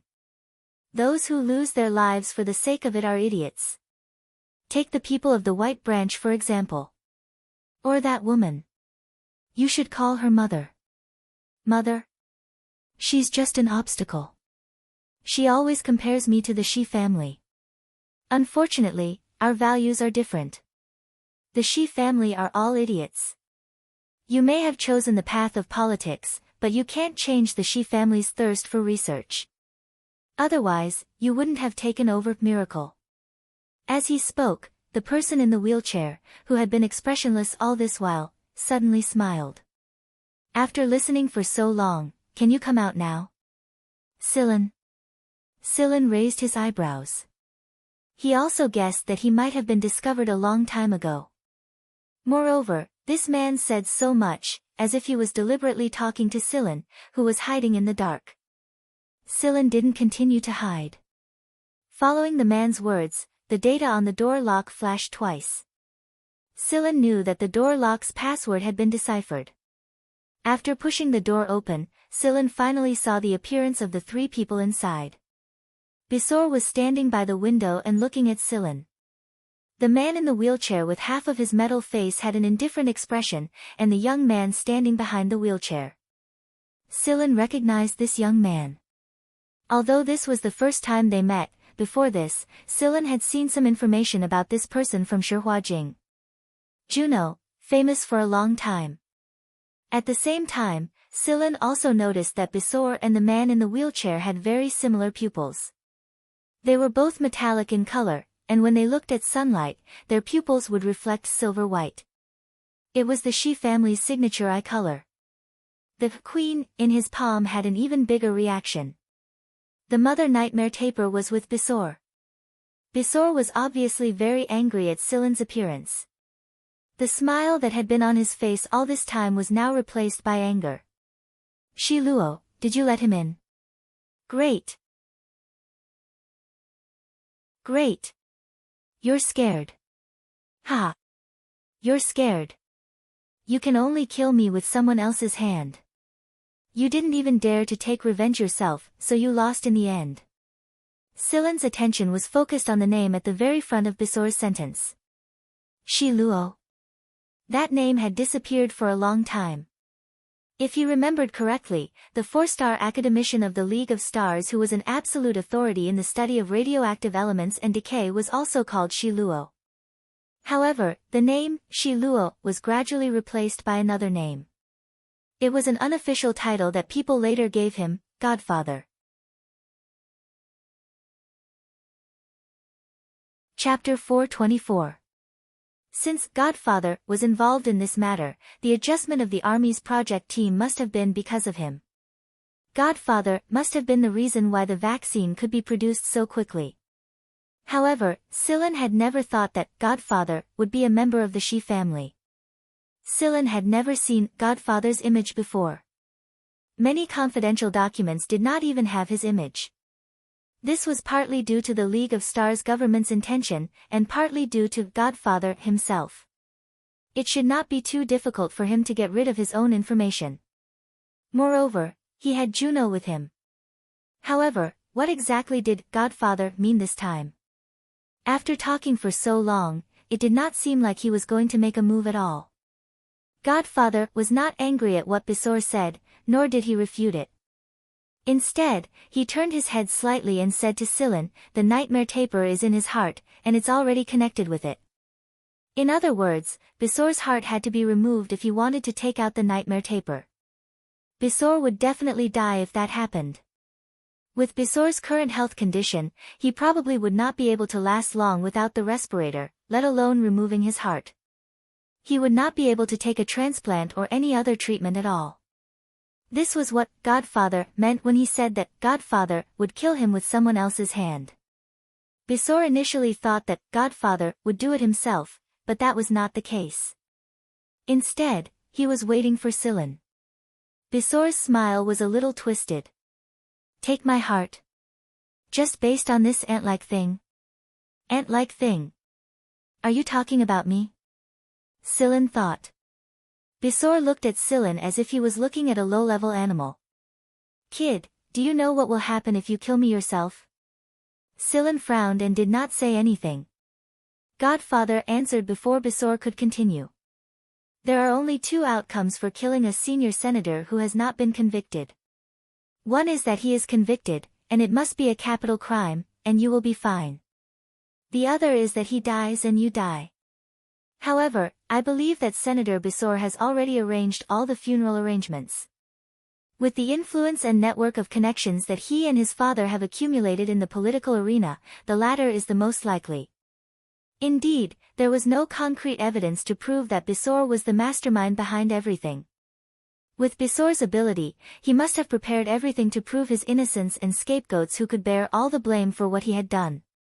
The big shots in the League of Stars didn't want to make a big move against people like Bisor. Even if they did, they couldn't be too impulsive or sudden. After all, a slight move could affect the whole situation. Every matter involved the interests of too many people, especially those in politics. On the other hand, if Silen killed Bisor now, Silen's crimes would be presented to all the decision-makers before tomorrow. Most of the time, the difference between black and white wasn't as clear as one would imagine. Have you decided? Godfather asked. What should I do? Silen looked at Godfather. Silen's question answered his decision. He could locate the Nightmare Taper's main body with Emperor, but Silen wasn't sure how he could take it out safely and obtain the complete antibodies. Now that Carrie and Chifeng were lying there, Silen had no idea if there were other people in the 11th team who were infected. However, Mo Hung might have been infected because he had taken off his protective suit to repair the armor and some equipment with the army's engineers. There were only 4 of them here, and looking at the situation, Godfather and Juno would definitely not make a move. It was impossible for them to wait for the others, and Silen couldn't afford to wait. Knowing Silen's decision, Bisor shook his head as if he felt sorry for Silen. He didn't put himself in a position where he was about to be slaughtered in the slightest, as if it didn't matter to him at all. He turned around and looked outside the window again. Godfather looked at Silen and gestured for Juno to take the thing out. After Juno got the instruction, he took out a liquid container that was filled with green liquid. They had already prepared everything. Perhaps, they had expected Silen to come. After giving Silen a brief reminder of the things to pay attention to, the Godfather fell silent. During this time, Bisor looked at the scenery outside the window calmly. When Godfather finished speaking, Juno's communicator rang. After looking at the message on the communicator, Juno said, "The last 2 secret bases of Miracle have been wiped out." The secret bases of Miracle had been exposed one after another, and almost all of them had been captured by the army. Miracle is gone. Godfather looked at Bisor.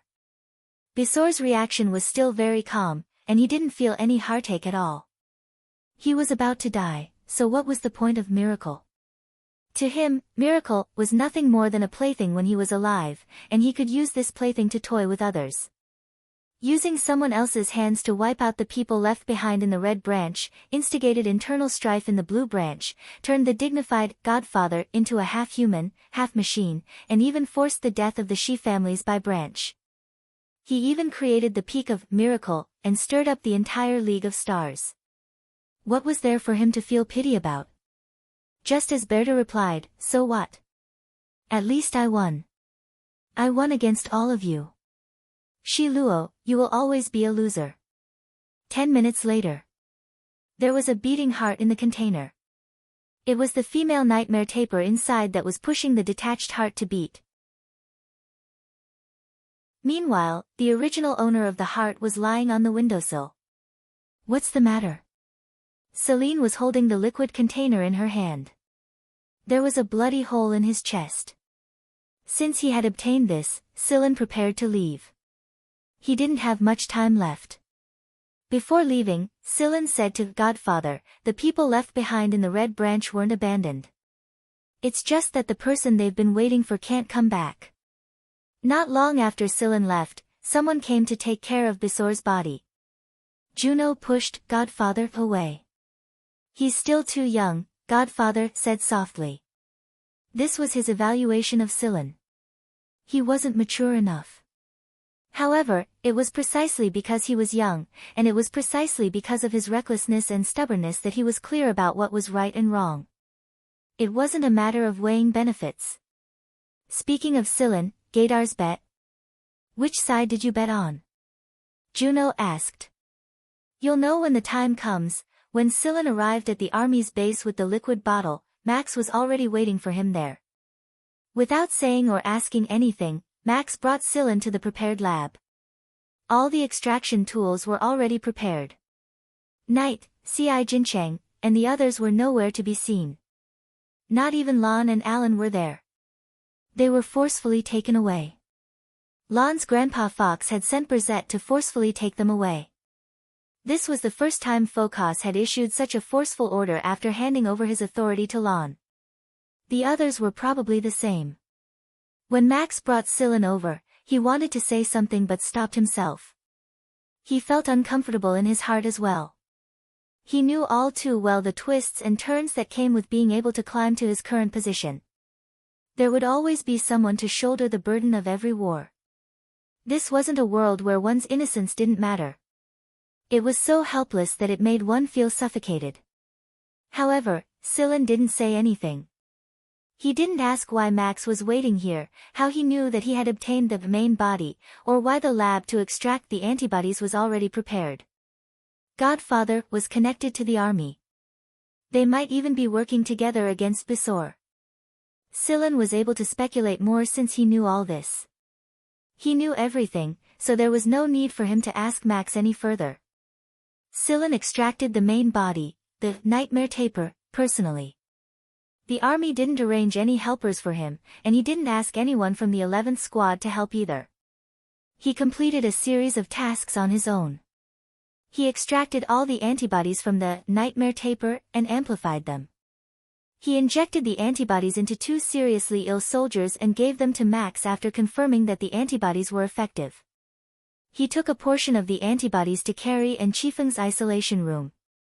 Tang Qiuqiu and Mogaz were guarding the room. Xueqiu was curled up into a ball beside Tang Qiuqiu.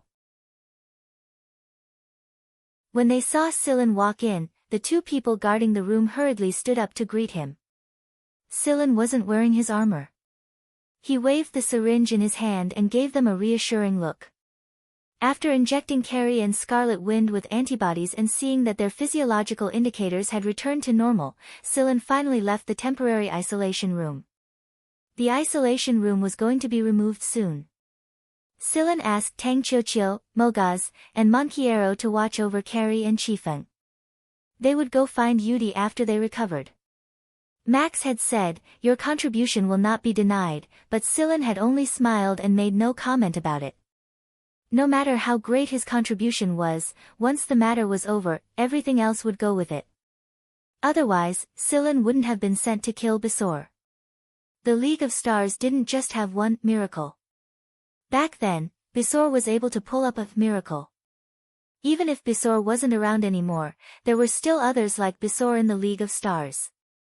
As long as there was a chance, organizations like this would rise again and replace the position of the miracle. As for who would replace the miracle, that would depend on the wishes of the higher-ups. How many more of these things would happen? The League of Stars was huge.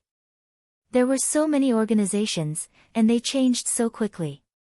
Communidin, Si Fang, and many others were drowned in such an invisible tide. Celine didn't go to the 11th Squad spaceplane. He knew that he was being monitored. The people from the army and others who were waiting for Celine to take the blame, waiting to get rid of Celine, or had other motives were all monitoring Celine to prevent Celine from escaping. In fact, Scylla had already guessed this when he decided to look for his mother, the nightmare tapir. He didn't want to escape. Right now, he just wanted to be at ease for a little longer. Outside the foothold, there was gunfire and killing everywhere. The sky was tainted by such a battlefield. It was no longer blue as if it was the end of the world. However, there was a white cloud in such a sky. It was so white that it didn't seem real.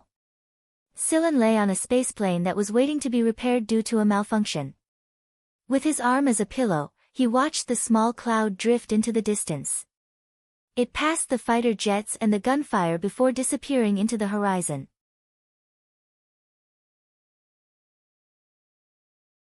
Chapter 425.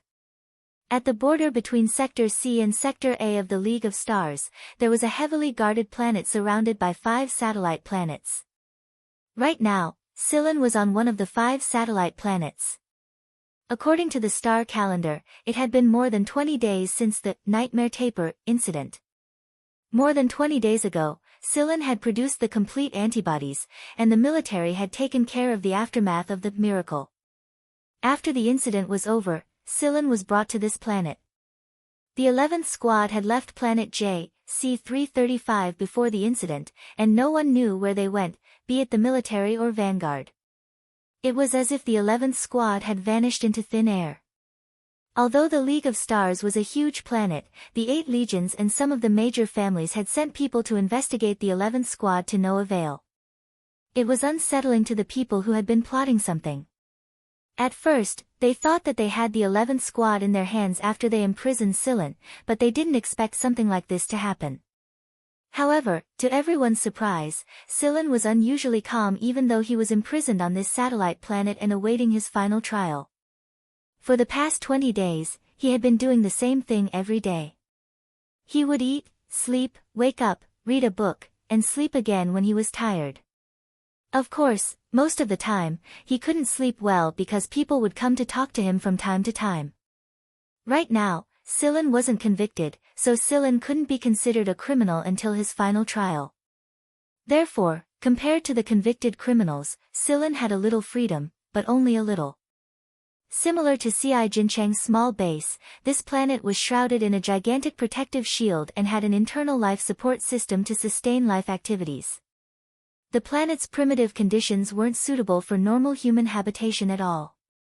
Of course, it was also a form of protection to prevent the people imprisoned here from escaping. One part of the small room was surrounded by a transparent wall, and the ceiling was transparent as well. It was possible to see the stars outside and the patrolling fleets that passed by from time to time.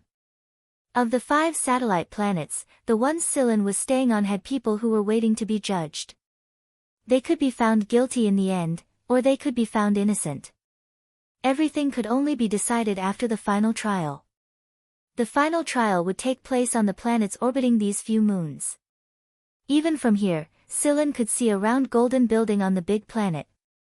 It was the place where the trial was held. If they were found not guilty, they would be allowed to leave. If not, they would be imprisoned in the other 4 satellite planets' prisons. Ever since the prisons at Sector S were abolished, the League of Stars had decided to build prisons on these 4 satellite planets. The people imprisoned here were all very special criminals. Some were similar to Si Fong back then, and some were criminals who had committed terrible crimes but couldn't be sentenced to death for the time being. All in all, the people imprisoned here were all once famous people. One of the people who came to ask questions yesterday told Scylla that his life was worth it to be imprisoned there. Worth it? Celine looked at the other 4 satellite planets. They looked cold and devoid of any signs of life. Ever since Scylla was imprisoned here, people would come to talk to Scylla every day. They used all kinds of methods, such as threats and temptations. However, since Scylla had some people supporting him, the people who came were polite to Scylla. At the very least, they didn't use force. These people who came to talk to him were people from all 8 corps and politicians. Their goal was nothing more than one, the shortcut channel technology. Scylla didn't know who said this, but the current situation was that all the decision-makers knew about it. This was why they were waiting for Silen to fall into Bisor's trap. Recently, the people who came to talk to Silen said that they would be lenient if he handed over the channel technology. They even promised him a lot of benefits, but Silen never relented. The people who came to talk to him in the past 2 days were especially numerous because they couldn't find the 11th squad. They thought that Silen was ready to give up on himself, and that the 11th squad must have left for the other end of the passage. They weren't in the League of Stars, and they weren't planning to return either. Wouldn't returning be suicide? By Silen's estimation, the day of the trial was almost here. The reason the trial date hadn't been decided until now was mainly because the people had underestimated the complexity of the matter. At first, they thought that they could tie Silen to Bisor's case, and then force Silen to hand over the channel technology. At worst, they could go easy on him during the public trial. However, as Silen was locked up, more and more people submitted applications to participate in the public trial, and the development of the matter exceeded their expectations. Moreover, these people who submitted applications to participate in the public trial originally weren't on Silen's side. However, a few days after Silen's phone was turned off and locked up, some people started to change their minds and stand. This made the decision-makers very troubled. As a result, the involvement grew bigger and bigger. The number of people participating in the final trial increased, and it became more and more complicated. The waiting time grew longer and longer, and even now, the date of the public trial hadn't been set. It sounded nice for the public to participate in the trial, but in reality, the so-called public who participated in the trial were also some important figures in the Star Alliance. The power and personal influence in their hands could shake an area, and they were also the leaders of local forces that had been officially recognized. These people would cooperate with the decision-makers in the higher-ups of the Star Alliance to maintain the stability and order of the Star Alliance. After every chaos, there would be a replacement between the old and the new. Take Alkenthus for example. In the past, he was far from qualified to do this. The representative of Sector V to participate in the public trial and administrative affairs was another Sector V colonist, but this colonist had been stepped on during the chaos of the League of Stars this time. Alkenthus seized the opportunity to develop the Freedom Army into the largest and most formal force in Sector V, and during the Nightmare Taper incident, the Freedom Army was the first group in Sector V to receive treatment. This caused the already influential Freedom Army in Sector V to become even more popular in the sector. Although the bigwigs didn't really think much of the Freedom Army, and even less of these Sector V lunatics, they had to admit that a force of this scale would cause a lot of trouble in the future if they didn't take this opportunity to negotiate. Therefore, as the leader of the Freedom Army, Alkenthus also received an invitation from the decision-makers. The meaning was that after the chaos, they hoped that he could cooperate with them to re-establish order and maintain the stability of the League of Stars. The people of Sector V were the most worrisome of all. If they could have someone like Alkenthus to restrain, maintain, and focus their firepower, then the decision-makers would be more than happy to give Alkenthus an invitation. When Alkenthus accepted the invitation, he also submitted an application to participate in the trial. However, Alkenthus was alone, and his vote alone shouldn't have much influence. It wouldn't change the outcome either. Even if the decision-makers were displeased, they didn't take it to heart as long as they knew that the outcome wouldn't change. However, not long after, when the three leaders of Sector S's three great forces received the invitation from the decision-makers to maintain order, they expressed their agreement to cooperate with the League of Stars government and the army to maintain order in the League of Stars. The condition was that they would participate in the public trial. The people who received the invitation from the decision-makers did indeed have the right to participate in the trial. It was just that they had the right to choose whether to participate or not.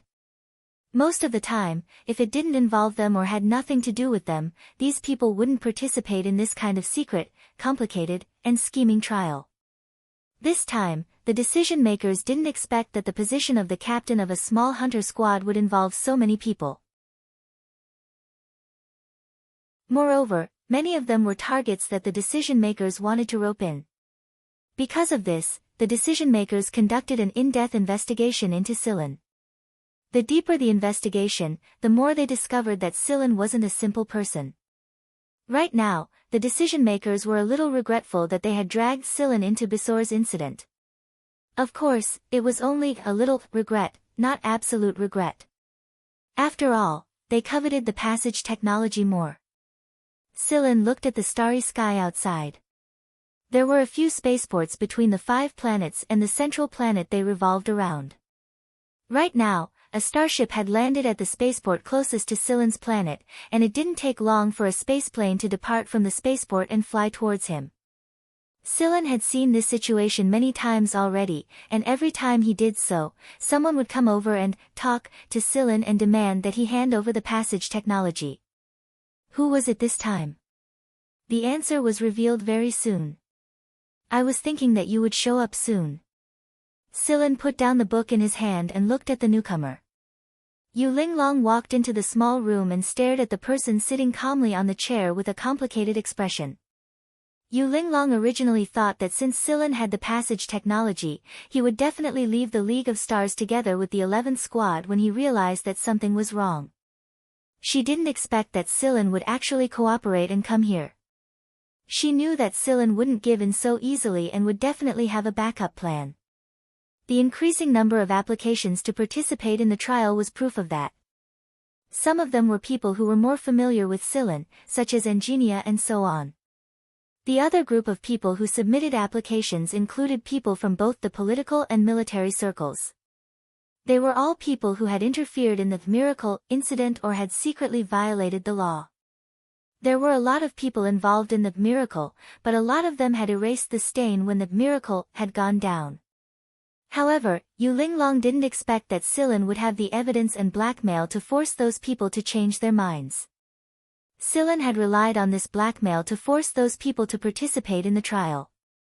It was true that the 11th squad had left the League of Stars, but Cheto and Mengiero had stayed behind.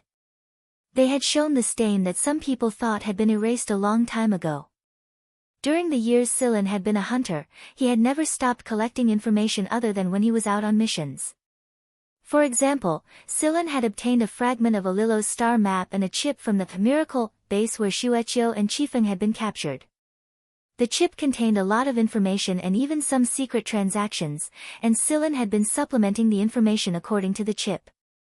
Now, it was time to use them. What are you thinking? Or should I say, what are you trying to do? Yu Linglong asked with a frown. Perhaps it was because she was used to being in the Yu family, she unconsciously used a questioning tone when she spoke. However, she quickly realized that this wasn't a good way of speaking. After adjusting her tone, she said, I know that you have a lot of dirt on them, but those old foxes won't let you have it forever. Right now, it's only because it's too sudden that they don't have the time to deal with it. When the matter calms down, the situation will be disadvantageous to you. Sillin didn't say anything, and Yu Linglong looked a little annoyed. A while later, when Sillin didn't say anything, she continued, as far as I know, be it sincere or forced, you have a lot of supporters right now, but it still doesn't exceed half. If there are no surprises, the final trial will be held in 3 days. Among the people participating in the trial, Yu Linglong's investigation found that the number of people who supported Sillin was less than half.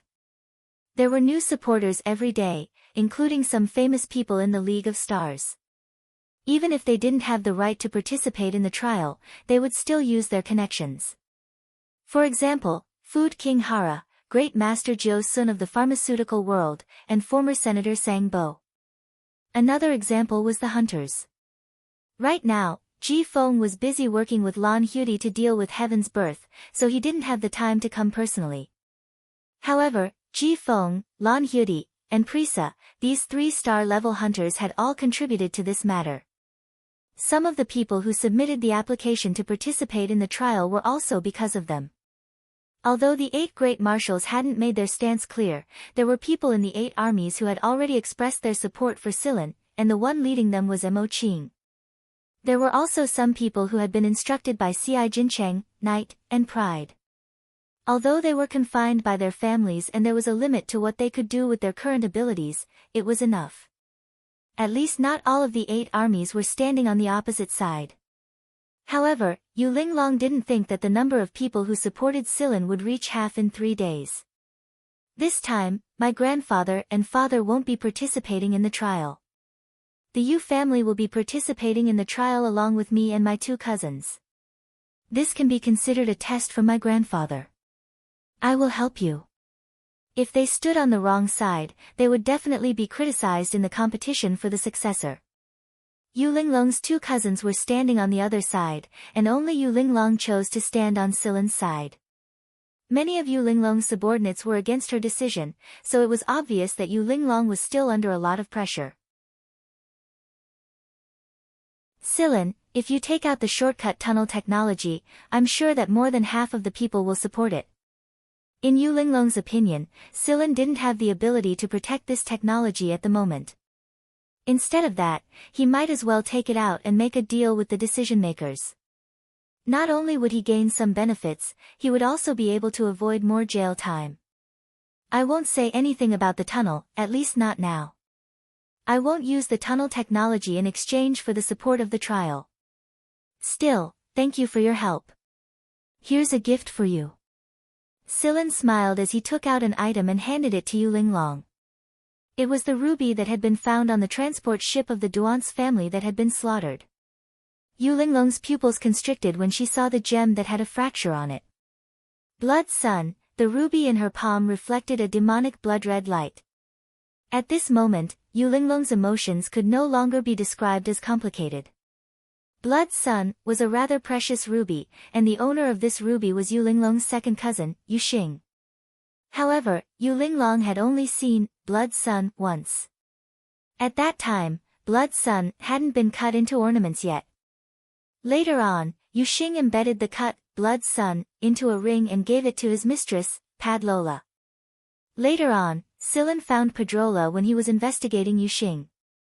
He found a photo of her and Yu Xing, and in the photo, the ring on Padrola's finger was this ruby. Padlola looked like a woman who relied on her appearance to get her position, but in reality, she wasn't simple at all. She was also one of Yu Xing's right-hand men. Yu Linglong had already sent a few subordinates to investigate her, but none of them had received any news. This. Where did you find it? Yu Linglong remembered that the earliest information she received said that Padlola liked Blood Sun very much and always carried it with her. Silan explained the situation. Not only that, when you return, you'll receive some information about that massacre. Yu Linglong nodded and put away the chipped gem. According to Silan, the massacre might have been Yu Xing's doing. Yu Linglong had suspected it before, but she hadn't found any evidence at the time. If there was sufficient evidence, then the Duance family would definitely stand against Yu Xing. It was very possible that Silan would gain another supporter, and all Yu Linglong had to do was to arrange things properly. The Duance family would also become a helping hand in the competition between her and Yu Xing. There were no surveillance cameras in this place, and even if there were, they would have been dismantled. After all, no one who came to talk to Silan would want their conversation to be leaked. Silan stared at Yu Linglong's spaceplane and thought about the news Yu Linglong had brought him. The trial was in 3 days. Although the notice hadn't reached this place yet, it had to be true. 3 days should be enough. Yu Linglong's analysis wasn't entirely correct. Silan had asked Cheto to bring out the weaknesses of the people who had done many large-scale illegal transactions with Miracle and drag so many people into this mess. One reason was to gain more support, and the other reason was to stall for time. While he was thinking, Silan noticed that a new starship had docked at the spaceport. It was a military starship, and anyone who could use this kind of starship had to be of very high status in the military. After that, another spaceplane flew over from the spaceport. Which big shot in the military is it this time? While pondering, Silan looked up and discovered that another medium-sized spaceplane had flown past the spaceport. Compared to the previous military starship, this spaceplane was far too plain and ordinary. However, it was exactly because of this spaceplane that the security at the spaceport suddenly tightened. Even the patrol fleets were gathering at the spaceport as if they were on high alert. Silan could feel their nervousness even from where he was standing.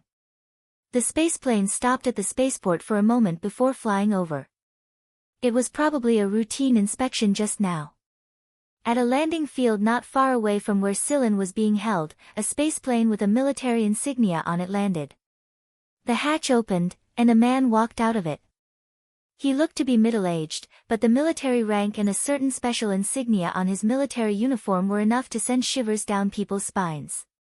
The person in charge of this place quickly walked over and saluted him. That person seemed kind, or rather, he gave off a refined and easygoing feeling. The duo walked toward where Sillin was being held while talking to each other. However, they had only taken 2 steps when the man looked up and saw a spaceplane flying in their direction and preparing to land. After the ordinary-looking spaceplane had landed, the hatch opened, and 2 people walked out side by side. One was a man and the other was a woman. The man's age couldn't be determined, and his appearance wasn't outstanding or ugly. He was dressed casually, but this seemingly ordinary person made everyone who got close to him feel an inexplicable sense of fear from the bottom of their hearts. The woman walking beside him was wearing the style of training clothes that mercenaries and hunters liked. She was frowning slightly, and no one knew what she was thinking about. She walked and talked to the person beside her. When the person in charge who was accompanying the officer saw the 2 of them, he felt as if there was a gun pointed at his head. The man was big trouble, and the woman. When he first saw her, the person in charge looked like he had seen a ghost. He stared at her for a long time before he suddenly remembered something and carefully glanced at the officer beside him. Sure enough, the officer beside him was also staring blankly at her. "Hey, girl, he's looking at you. Aren't you going to say hello?" Si Huang smiled and looked at Pianhua, who had appeared in public for the first time. Pianhua paused and said, "Why should I say hello to someone I don't know?" Si Huang raised his hand and rubbed Pianhua's head, messing up the hairstyle that the little girl had taken a long time to do. Before she lost her temper, Si Huang said, "You go and find Sillin. I'll stop this one." "Okay." Pianhua didn't say much and directly went to the passage where Sillin was kept. Soon, she entered the passage and disappeared. After watching Pianhua go in, Si Huang walked to the side and took out a cigarette. He leaned against a pillar and slowly smoked. The person in charge's eyes twitched. Generally speaking, smoking was not allowed here. However, that was, generally. If it was this person, then forget it. It was better to avoid trouble. Wei Ting watched the figure that was extremely similar to the one in his memory disappear at the end of the passage. It was really similar, especially when he looked at people sideways. The curve of his eyebrows was exactly the same as Si Fang's. What was the first time he saw Si Fang? Wei Ting thought back. It might not be easy to remember that person just by looking at his appearance. Standing in the middle of a group of female soldiers, he wasn't the most beautiful, nor was he eye-catching. But after that, he could clearly remember that person and remember that person's appearance. He was wearing a training uniform, holding a submachine gun casually, and his every frown and smile had a heart-palpitating flamboyance and ease. Then, such a person kept appearing in his mind, lingering and lingering. He didn't know when it had penetrated into the depths of his heart. But, he was no longer here. Wei Ting waved his hand, indicating that the person in charge didn't need to accompany him, and walked straight to Si Huang. Although Little Fang's last words were to let her choose freely, if that girl also chooses to enter the army, I'll break her legs. Si Huang looked up at the entrance of the passage. His calm tone was steady and firm, and his imposing manner was irrefutable. However, he didn't look at Wei Ting, who was walking over, and didn't even look at him. But, the good thing is, she didn't let me down. Being a hunter is better than entering the army and following her mother's footsteps. She wants to be a hunter. That's right. Si Huang seemed to have thought of something interesting. He smiled and pointed to the place where Sillin was locked up. Her future captain is locked up there.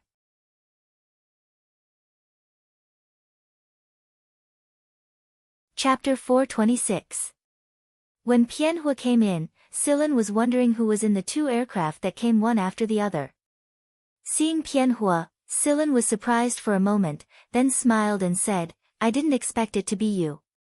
First, Silen really didn't expect Pianhua to come. Second, Silen didn't expect Pianhua to appear in his original appearance. Silen already knew that Pianhua and Si Fang were very similar. Moreover, Pianhua appearing in his original appearance would definitely cause a small sensation, especially for those who had some status in the military and those who were familiar with Si Fang. You're really carefree, Pianhua said after coming in and looking around. She originally thought that Silen would be very depressed, but now it didn't seem to be the case. No wonder Si Huang said that there was no need to worry about Silen. It's useless to worry anyway. I heard that the final trial will be held in 3 days. Pianhua was very confused about Silen's indifferent attitude. How could this person be so calm? It should be known that the final trial would decide life and death. Even if he didn't die, he would probably spend the rest of his life in prison, just like his mother, trapped in a narrow space. From then on, he would have to deal with all kinds of hidden hands. Yes, I already know that. Not worried? I said, it's useless to worry. You're really? Pianhua wanted to go over and pry open Silen's brain to see what was inside. Pianhua paused, then suddenly asked, where's the cat? It left. At that time, Hui Mao was very dissatisfied with Silen's arrangement, but in the end, he still listened to Silen's arrangement and left with a you. Pianhua was silent for a moment, then asked mysteriously, do you really have a way to win this trial? Silen didn't answer. Forget it, seeing that Silen didn't want to say, Pianhua waved her hand, I just came to see how you are. I'm not qualified to participate in the trial in 3 days, but there's someone who is qualified, and he will support you. Si Huang. Yes, he's outside. Gaydar is also participating in the trial. He should support you. Pianhua said a lot. She talked about what happened outside after Silen was locked up, and about Godfather and the others. However, after saying so much, she could tell that Pianhua was indeed a little anxious. Mentioning those topics was just to cover up her anxiety. Silen listened quietly. He knew that Pianhua was the reason why Si Huang supported him, and Si Huang and Gaydar were not the main factors. After all, they only had 2 votes, and Si Huang and Gaydar's influence in the military and the political world was actually not as great as Pianhua's. Now that Pianhua had revealed himself, he was actually helping Silen in another way. Because of Pianhua's appearance, Pianhua's stance would definitely affect those who had a good relationship with Si Fang. Wuxia had once said that if Si Fang had not been punished back then, the current situation of the army might not be like this. This also showed that Si Fang's influence back then was indeed great. 20 years had passed, and among those who had a good relationship with Si Fang, there was no lack of people who had climbed to high positions and had the qualifications to participate in the trial. And Pianhua's appearance would make these people think more before voting, and the number of people who supported Silen would increase again. These people were Pianhua's goal. Thank you. Silen looked at Pianhua and said seriously. Pianhua, who had been drinking water from a cup, hurriedly looked away. Forget it. If you really want to thank me, after this incident, let me join your team. Silen smiled and nodded. Okay. When Pianhua came out of the passage, Si Huang and Wei Ting stood on either side of the passage. After glancing at Wei Ting, Pianhua didn't look at him anymore and walked towards Si Huang. Si Huang casually threw away the remaining half of his cigarette. Standing not far away, the person in charge's eyes twitched. He kicked the cleaning robot that was in a dormant state and told it to clean up the trash. Are you relieved now? I told you not to worry about that brat. He's so sneaky, how could he be trapped here so easily? Si Huang raised his hand and messed up Pianhua's hair, which he had tidied up before entering the passage. Wei Ting narrowed his eyes when he saw Si Huang's hand fluttering on Pianhua's head. The person in charge, who was waiting not far behind Wei Ting, shivered. He suddenly felt that the temperature around him had dropped a lot. Si Huang fluttered even more happily. Pianhua punched him so hard that not only was he not angry, but the smile on his face grew wider and wider. Wei Ting wanted nothing more than to slap him. Si Huang was showing off and angering Wei Ting. "See, your daughter is still closer to me. As for you, as a blood father, you're nothing but a fart." Before Pianhua flew into a rage, Si Huang hugged Pianhua and said, "Let's go back and continue teaching that guy in the wheelchair a lesson." The guy in the wheelchair that Si Huang mentioned was Godfather. Actually, Godfather had come with them, as well as Azrael and a few others. Even if they didn't have the right to participate in the trial, they still wanted to watch the trial.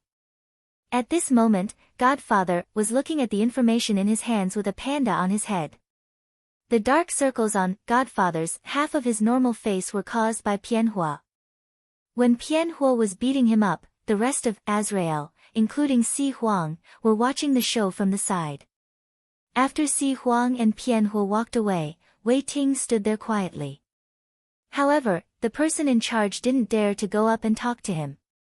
Wei Ting's aura was too strong. Even an idiot could feel that Wei Ting was in a bad mood. The robot that ran over to clean up the cigarette but that Si Huang had thrown there exploded before it could do so.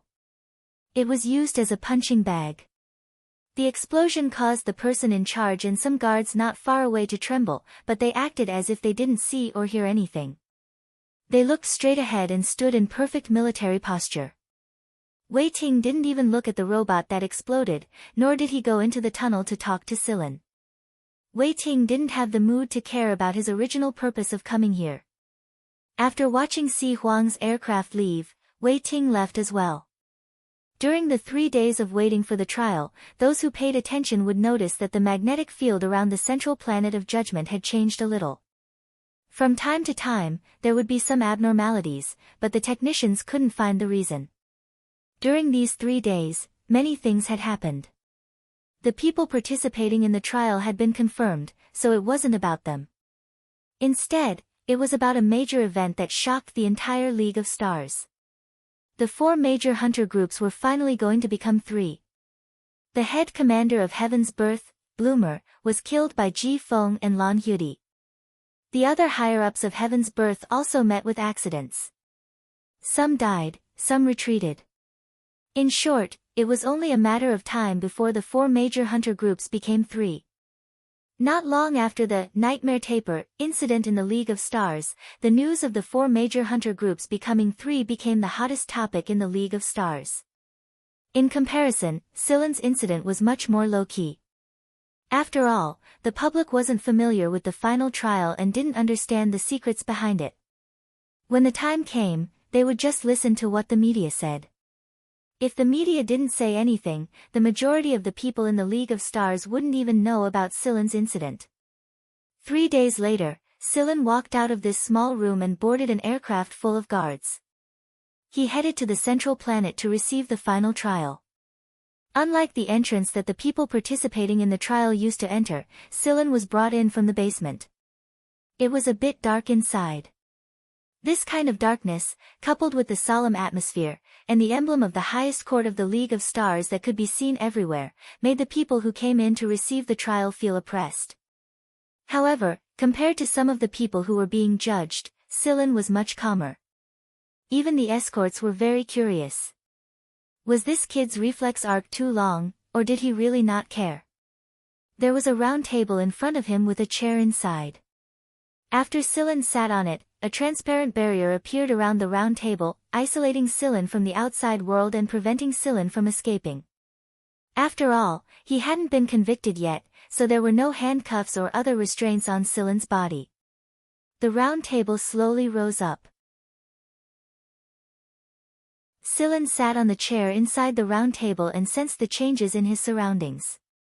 He could sense the increasingly unstable magnetic field, as well as the many powerful auras that were both familiar and foreign were surrounding him.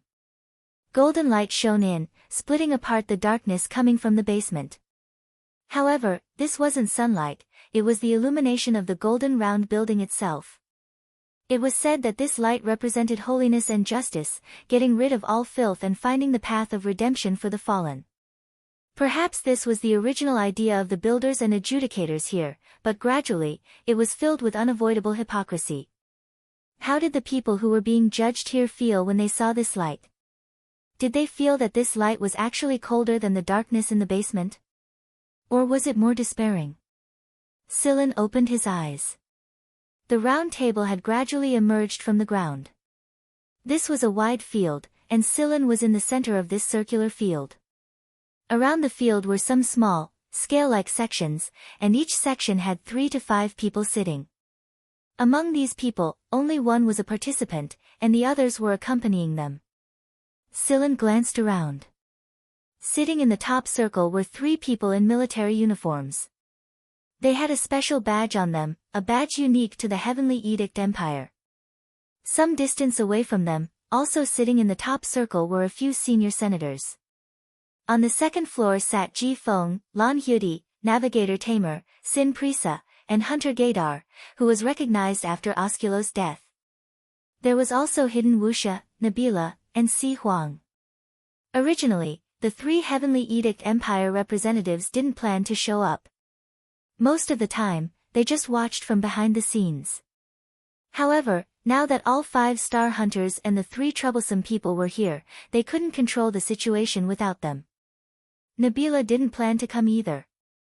He never participated in such trivial matters, but this time, both Wuxia and Si Huang were here.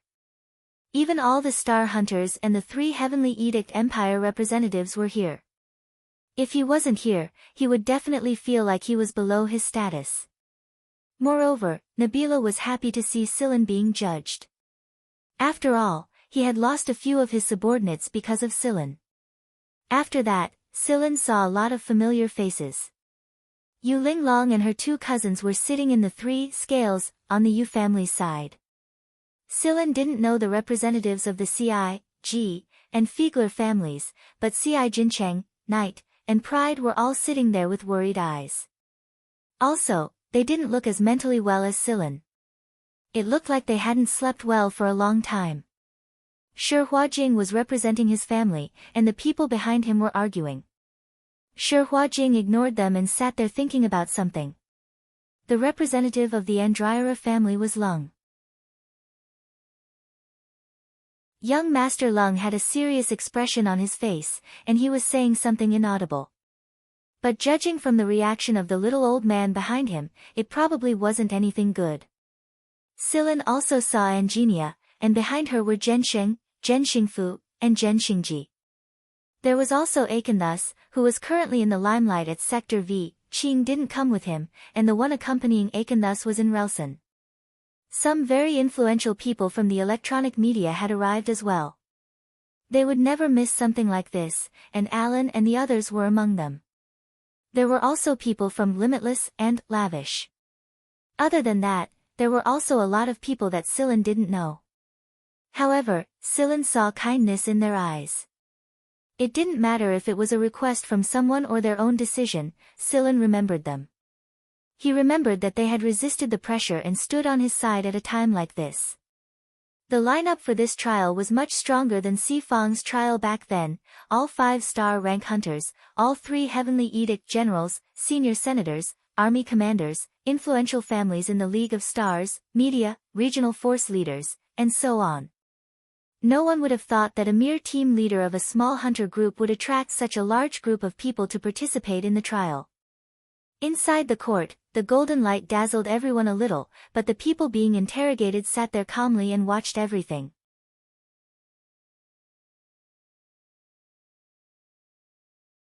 Chapter 427. Someone at the top was narrating Celine's crimes, and he made Bisor sound quite innocent. If he had not experienced it himself, he would definitely think that Bisor was an amiable person who gave his all for the Star Alliance and died a tragic death. The person reading the crimes was someone familiar. Silen had seen him when he went to the 6th Division not long ago.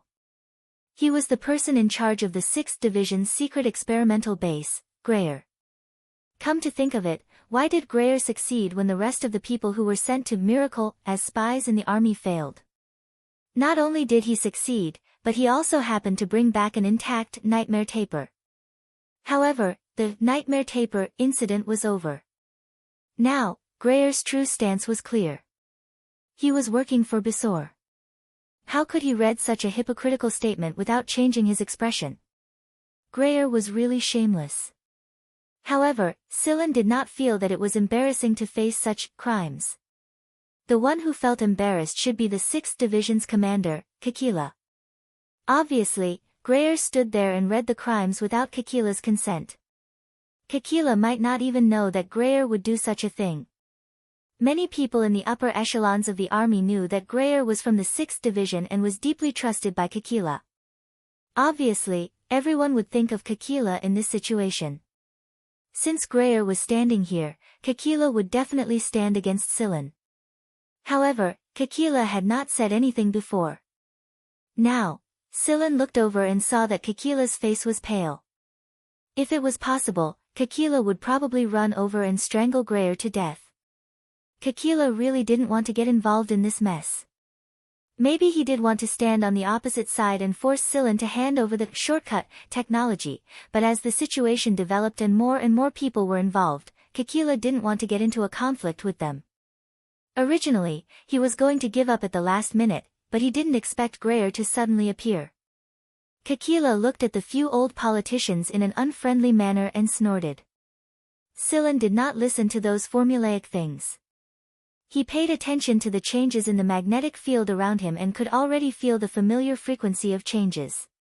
Naturally, there were many who defended Sillin as well. Lung even cursed a senior senator in front of so many people. The senator, who had always been as calm as a mountain, was scolded until his face turned from white to red, and then from red to black. However, he couldn't retort.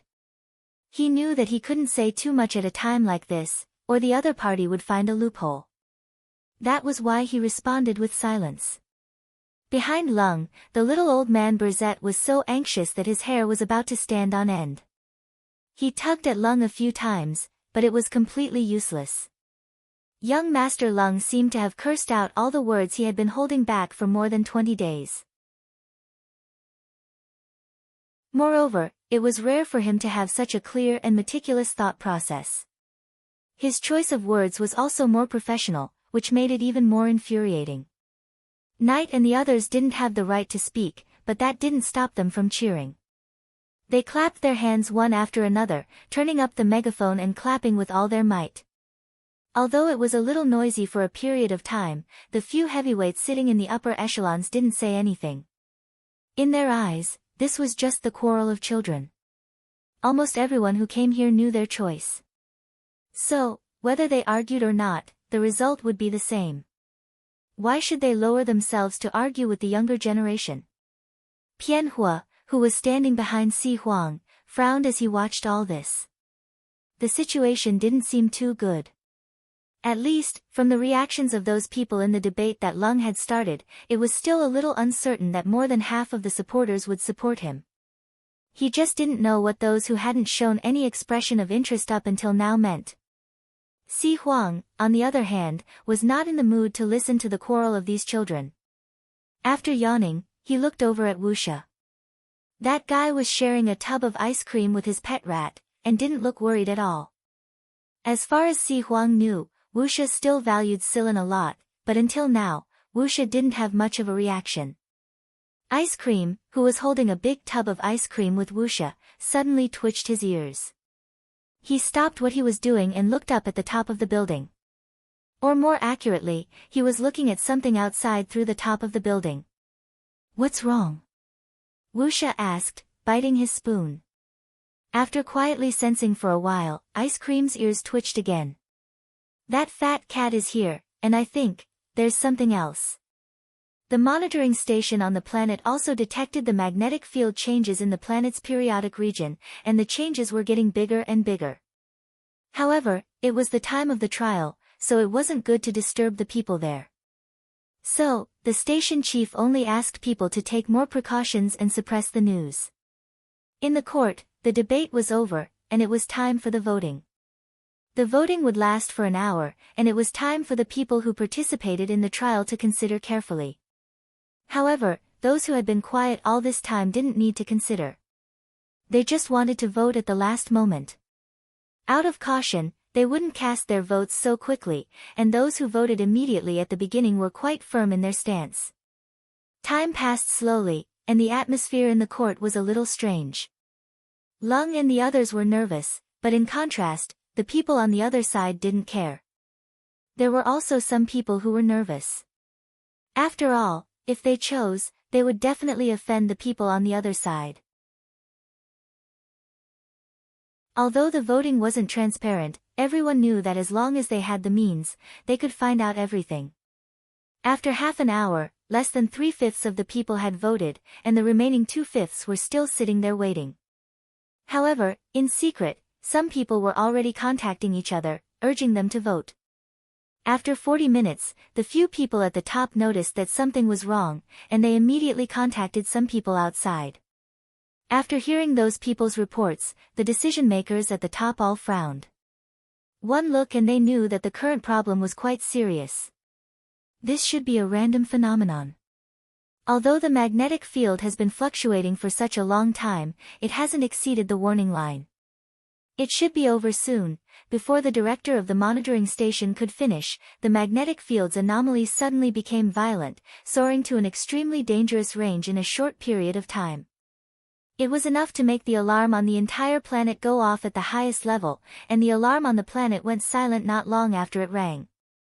It wasn't just the alarms, even the lighting, communication, and other electronic and mechanical devices began to show abnormalities. The golden lights in the court began to flicker, and the devices that controlled the airflow and temperature also gradually lost their functions. The court was a little stuffy and hot. After all, there were so many people around. In an instant, everyone inside began to panic. What was going on? Something like this had never happened before. The 3 heavenly edict lords sitting at the top immediately ordered for the top of the court to be opened. Even if they wanted to escape, the top was the biggest escape route. After the flashing golden light above the court was opened, all the lights inside were extinguished, all the communication devices were completely paralyzed, and all the electronic and mechanical devices collectively stopped working. The display screen was a mess. However, this wasn't the focus of everyone's attention. The focus was on the sky. It was daytime, but the vortex that appeared in the sky was very conspicuous. The vortex was as bright as a nebula. It felt like it was right in front of them, but they couldn't touch it. In fact, there was still some distance between the vortex and the planet, but because the vortex was too big, whether it was the people on the 5 satellite planets or the people on the central planet, they all felt that the place they were in was about to be swallowed by this beautiful but terrifying vortex. They didn't care about what happened to Scyllin now. In their hearts, Scylin's matter was nothing compared to the situation in front of them. However, there were still people who paid attention to Scyllin, such as Pianhua and Lung. Originally, they wanted to persuade Scyllin to find a chance to leave. Through some channels, they knew that among the people who had voted, those who supported Scyllin weren't more than half. Even if it was close, there were still some people who didn't vote. The risk was too great. If it was possible, they might as well take the opportunity to escape. However, when they looked at Scyllin, they realized that the person waiting for the trial was sitting quietly in the same place. The corners of his mouth were slightly raised, and his eyes were smiling as he looked at the sky. Hidden Wuxia stroked the tuft of fur on Ice Cream's head and asked, "What is that? Is it a shortcut?" Ice Cream was looking in that direction with his eyes wide open. When he heard Hidden Wuxia's question, he replied, "It should be, but the cause of this situation isn't just that vortex. It's the mechanical language radiation frequency. There's more than one creator, and the main one is that fat cat." By now, the people in the magistrate's court had come out one after another and were gathered in the square around the magistrate's court. There was a wide square around the magistrate's court called the Golden Square. It wasn't because the square itself was golden. On the contrary, the material on the ground of the square was not golden. However, this special material would reflect the golden light of the magistrate's court, and the reflected golden light would seem to float in the square. It was like a sacred place in legends. Although there were no electronic projectors and light screens, the people still had other means to see the scene in space beyond the planet. When the people from the magistrate's court came out one after another, a small starship flew out of the huge vortex that was dotted with nebulae. Compared to the huge vortex, the starship was really too small. When everyone's attention was focused on the spacecraft that flew out of the vortex, they paid special attention to it. Moreover, many people were very familiar with this spacecraft. It was the Vanguard 11th Division's free spaceship. They opened the shortcut. This was the first thought that came to everyone's mind when they saw the 11th Team's starship. At this moment, Angenia's feelings were different from the others. She was a little nervous and a little excited. She couldn't control her excitement. She had a feeling that something was going to happen next. However, before everyone could express their opinions on the appearance of this starship, a huge hull appeared behind the 11th Team starship. The difference between the small starship and this big fellow was like the difference between a small fishing boat and a luxury liner. It was dignified, gorgeous, and unconcealable luxurious. There was also an aura that couldn't be ignored. Everything about this huge starship showed how special it was. This wasn't a starship owned by the League of Stars. It was obvious from its appearance alone, but the most shocking thing about it was the symbol on the starship. A lot of people looked at Angenia and the other Golden Beginning members after they saw the symbol. It was because Angenia, Zhensheng, Zhen Xingfu, and Zhen Xingji were all wearing the same symbol, and it was right next to Golden Beginnings. Normally, people would only pay attention to Golden Beginning symbol, and they wouldn't pay attention to the smaller symbol next to it. But now, everyone was looking at Angenia in unison, and some people were already discussing it in private. They wouldn't believe that this new starship had nothing to do with Golden Beginning even if they were beaten to death. Prisa looked at the symbol on the gigantic starship and then at Angenia, whose eyes were turning red and her body was trembling. She knew that it must be about that person that made the Queen of the Golden Beginning Empire lose her composure. Had the man that the older generation of Sector S called useless and living off a woman finally returned? This huge starship was just the beginning. After this massive starship appeared, many other similarly massive starships appeared one after another. Apart from this, there were also some slightly smaller warships that appeared. There were many differences between their appearances and the many warships in the Star Alliance. They were ostentatious and luxurious. In Lung's words at that moment, they were overflowing with a noble aura and an awesome aura of enormous wealth and manpower. It was obvious that they belonged to the same force at first glance. Just what kind of person could possess such enormous manpower and wealth? Starships came out one after another, surrounding this central planet and distributed in space. Just how many starships were there?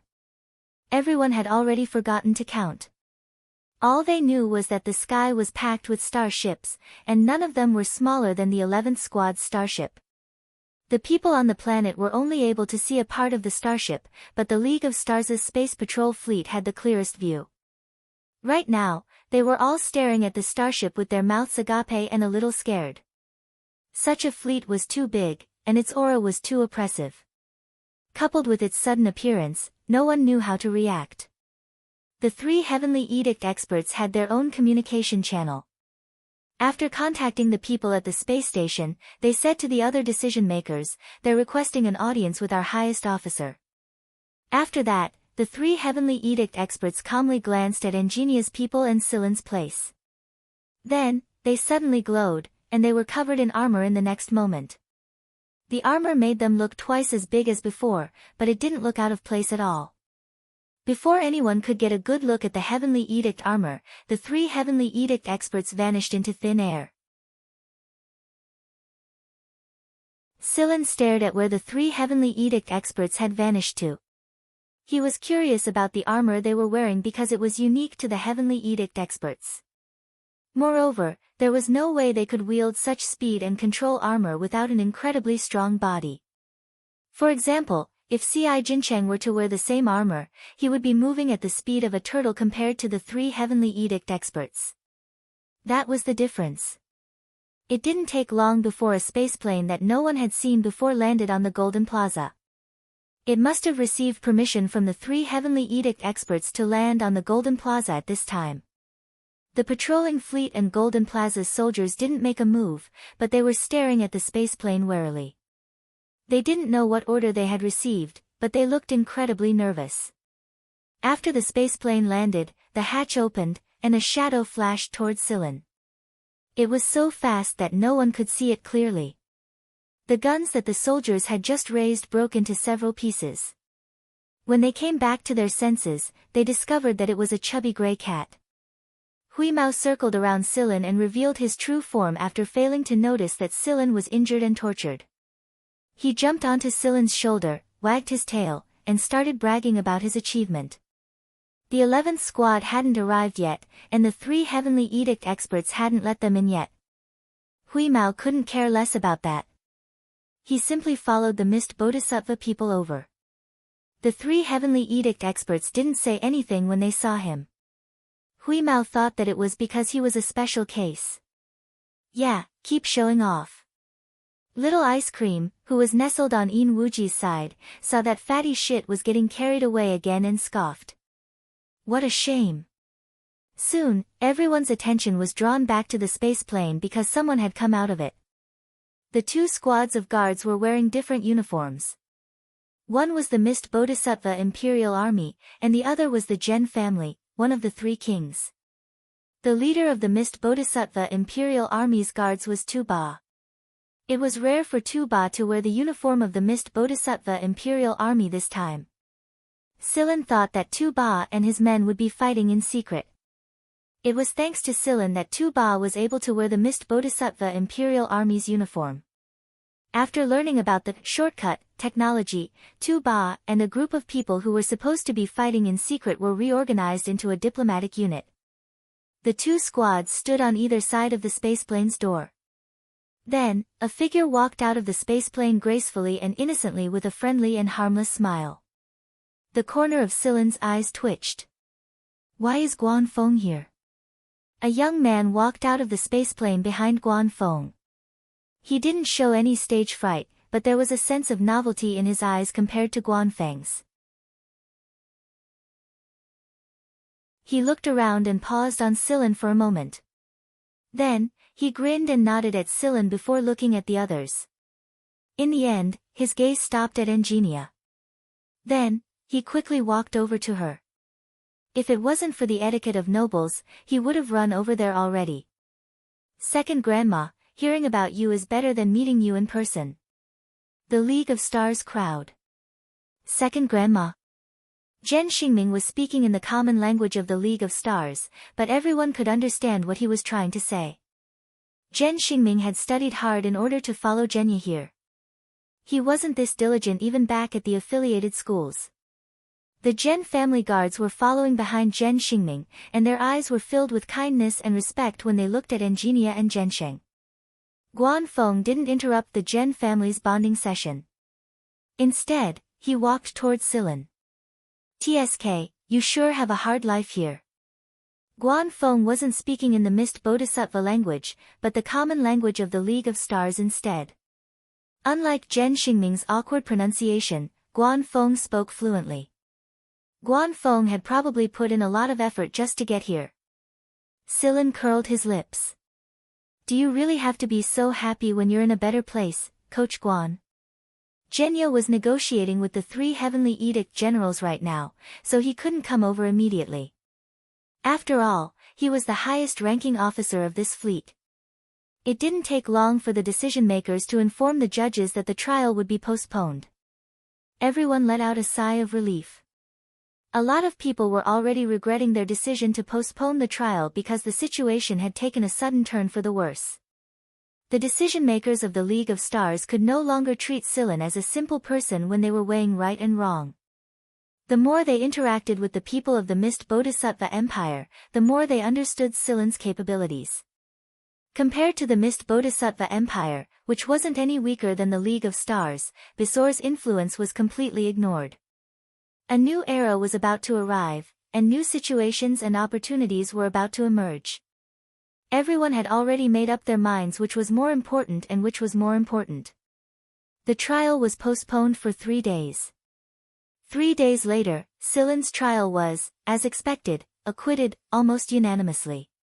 When Silen officially walked out of the court, Wuxia asked him, "Did you expect something like this to happen?" Silen didn't say anything. He simply smiled as a tacit admission. Before this, Moon and the others had worked together with Shi Tang to perfect the shortcut technology and locate the passage points. It was why Silen had cooperated with them and come to this trial. He didn't want to run away. He wanted to use another method to force the old foxes of the League of Stars to change their attitude. The huge lineup of judges before the passage was the first round of demonstrations, and the second round of demonstrations would be even bigger after the passage was opened. Silen thinks that Silen is going to tell the decision-makers and the forces that are ready to make trouble in the open and in the shadows that I, Silen, am not someone you can capture and use as cannon fodder. Silen wouldn't expose himself too much if he wasn't completely confident. These people would seize any opportunity to kill him, a potential threat, and drag down the 11th squad and the people who truly wanted to help Silen with their lives. Wouldn't it be better to wait until he was confident and kill him in one go? Moreover, as the shortcut technology was developed, Silen would also search for other galaxies besides the Mist Bodhisattva tribe and the League of Stars. Silen didn't want to be tied down by so many people in the future. After this incident, those people would have to think twice before trying to take advantage of Silen again. A hunter's achievements weren't something they could toy with. What if they don't make it in time? Wuxia asked again. Then force them to change their verdict. Wuxia chuckled. Rather than say that those people schemed against you, it's more accurate to say that you schemed against each other. Wuxia waved his hand and recalled Little Ice Cream, who was fighting with Hui Mao and biting each other's fur in animal form. Then, he left the court. Silen once again looked at the dazzling building that was glowing with golden light. When the word holy no longer represented noble justice and salvation, when people realized that reality was crueler than they had imagined, faith would be so dim that it would make people despair, wouldn't it? What kind of mood did Si Fong have when he walked out of this place that the League of Stars praised as holy and dignified?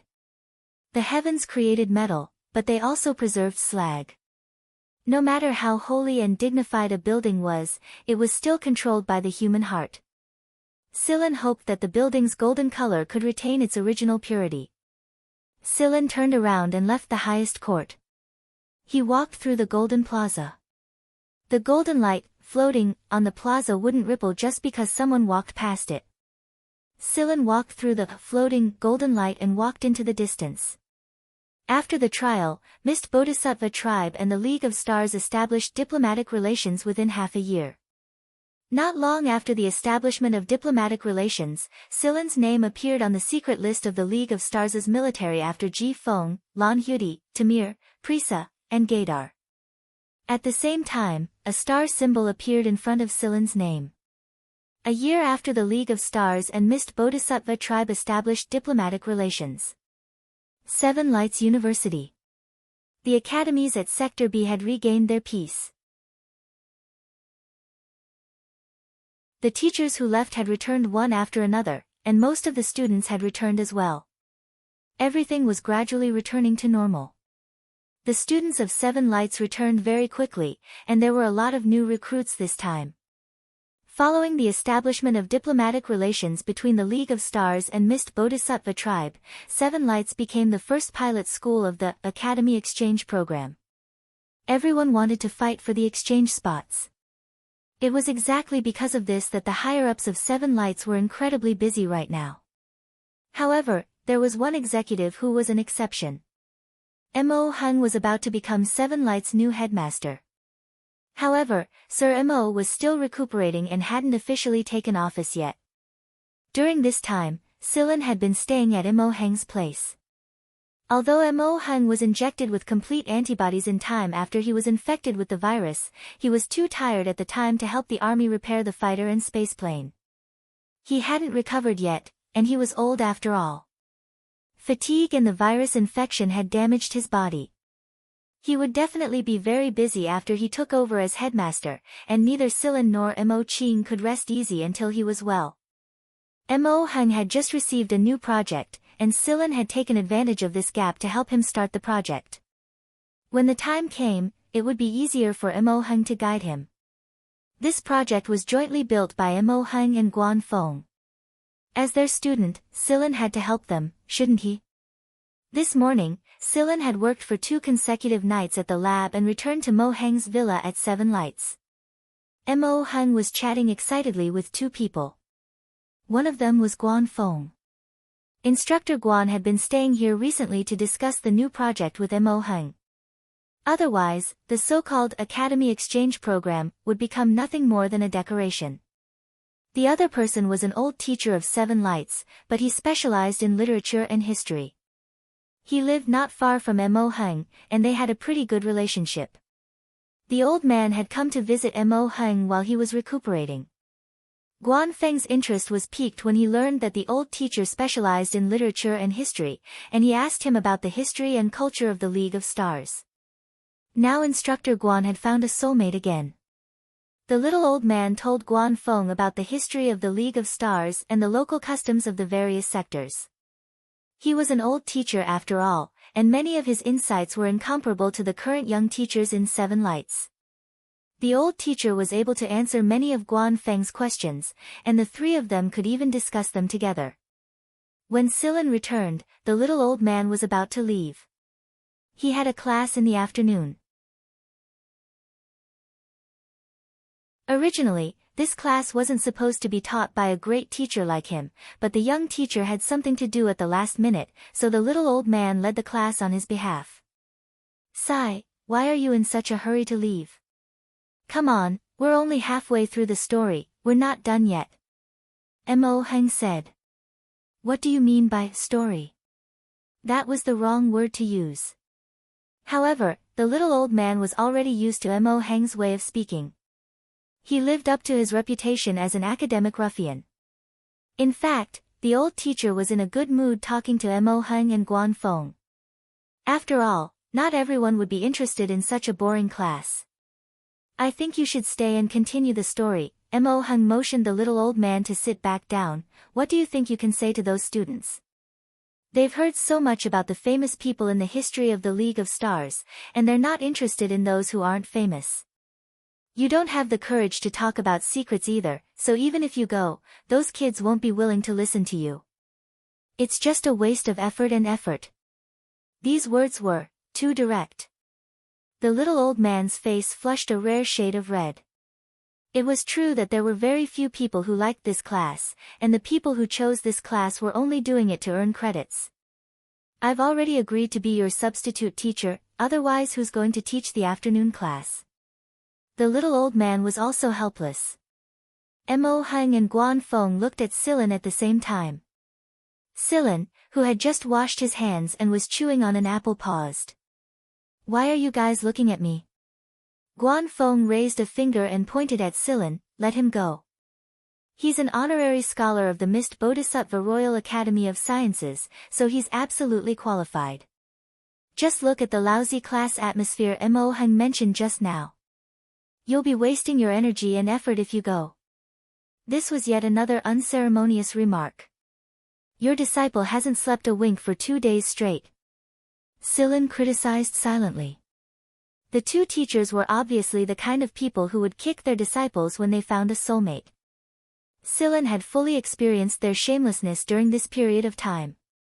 Therefore, this lousy class that Mo Hung mentioned was taken over by Silin.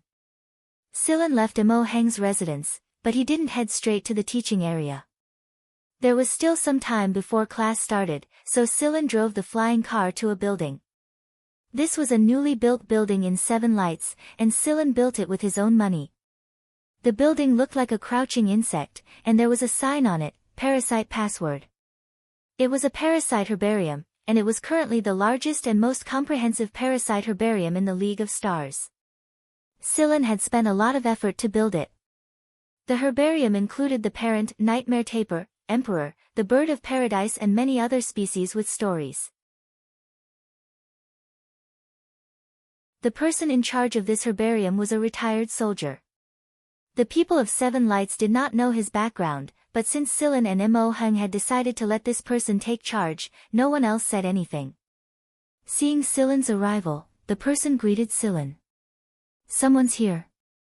Silen was puzzled. This herbarium had just been built, and it wasn't open to the public just yet. Those who could enter were all people that Silen was familiar with, or the gatekeeper wouldn't have let him in.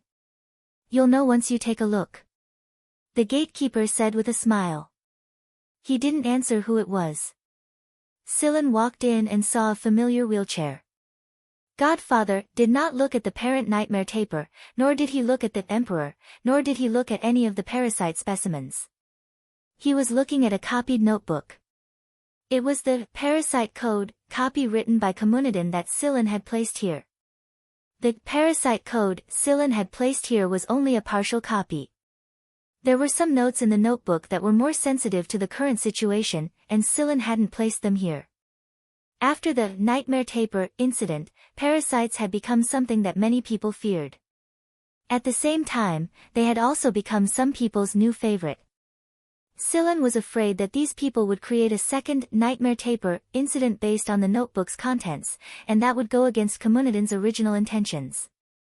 Nada had said that Communidin hoped that more people could understand parasites, and it was Nada's suggestion to place the parasite code in the herbarium. Right now, Nada was probably the only one who understood Communidin the best. Since Nada had said that, Silen put the notebook in after taking care of the copy. While letting more people understand parasites, they would also know about the existence of a hunter named Communidin and the contributions that this insignificant hunter had made in the field of parasites. At the same time, there was another person's notebook in the literature section of the herbarium. That person's name was Enji.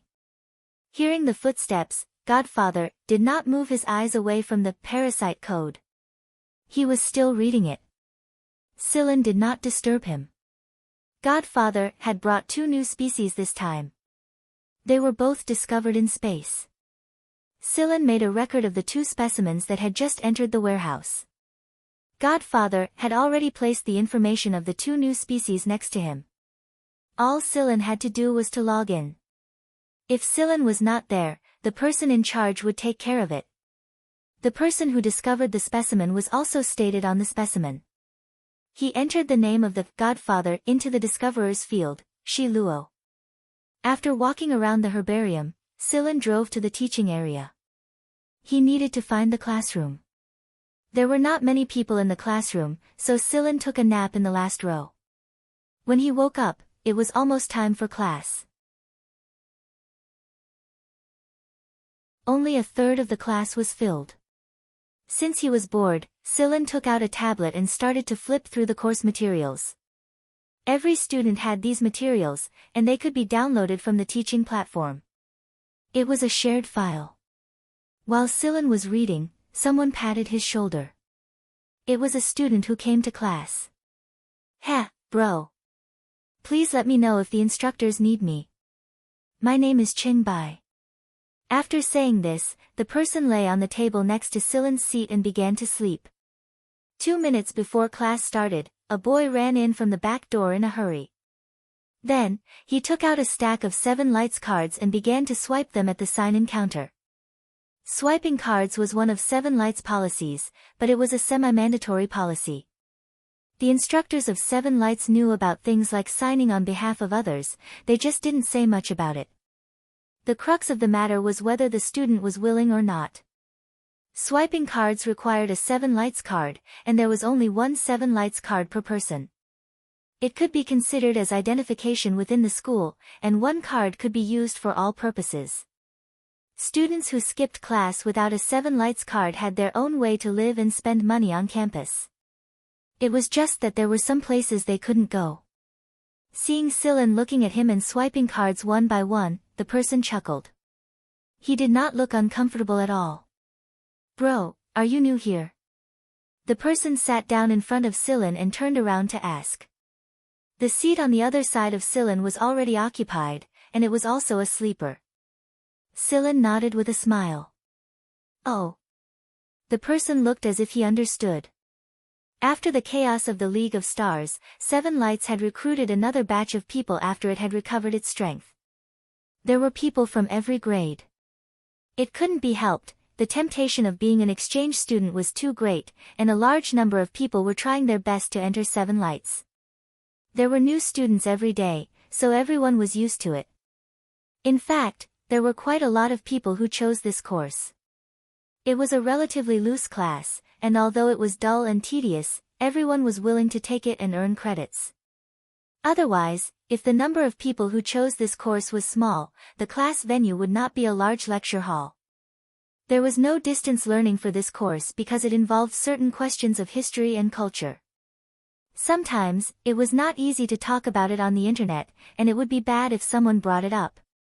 Therefore, although there were more people taking this course, the attendance rate was not high. It was because it was dull and boring, and because many people were unwilling to come to the teaching area. When the music started, the front and back doors closed automatically. Those who came in again would be recorded as being late, and the corresponding credits would be deducted after a certain number of times had been accumulated. The moment the doors closed, the students in the classroom became excited. Because they did not see the lecturer. While everyone was chattering and discussing, Silen stood up and walked forward from the last row.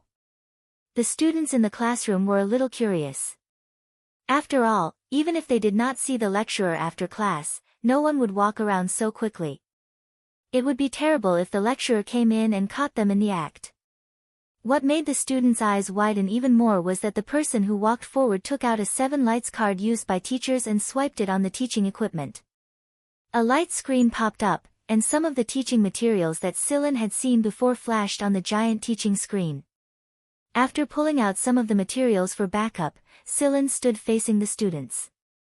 Good day everyone. The original lecturer for this class is unable to come due to business, so I will be the one to talk for everyone this time. Silen's words were like a bomb that blew up all the students in the classroom, especially Cheng Bai, who was sleeping on the table next to Silen and was woken up by someone's slap, and the person who took out a stack of Seven Lights cards to sign in on his behalf. The duo's expressions kept changing, and they looked as if a great disaster was about to befall them. What content did your previous lecturer talk about? Where should we start? Silen asked. The little old man had never mentioned this before, and no one knew what he had talked about. He only told Silen to freely express himself. The group of students did not answer. They looked dispirited, and some of them had already laid down and started to sleep again. Some of them were more concerned about Silen's personal information and wanted to inquire about it, but Silen refused to talk about it at all. Seeing no reaction from the crowd, Silen asked again, then, what do you want to hear? As a result, someone immediately became excited. Let's talk about the Heavenly Edict. What? You might as well talk about the 6 stars of Hunter. None of them. Little lecturer, tell us about the Mist Bodhisattva Empire. Right. Little lecturer, tell us about the Mist Bodhisattva Empire. We're already friends, and we still don't know much about it. TSK, a temporary lecturer, maybe even a senior student. Do you really expect him to talk about those things?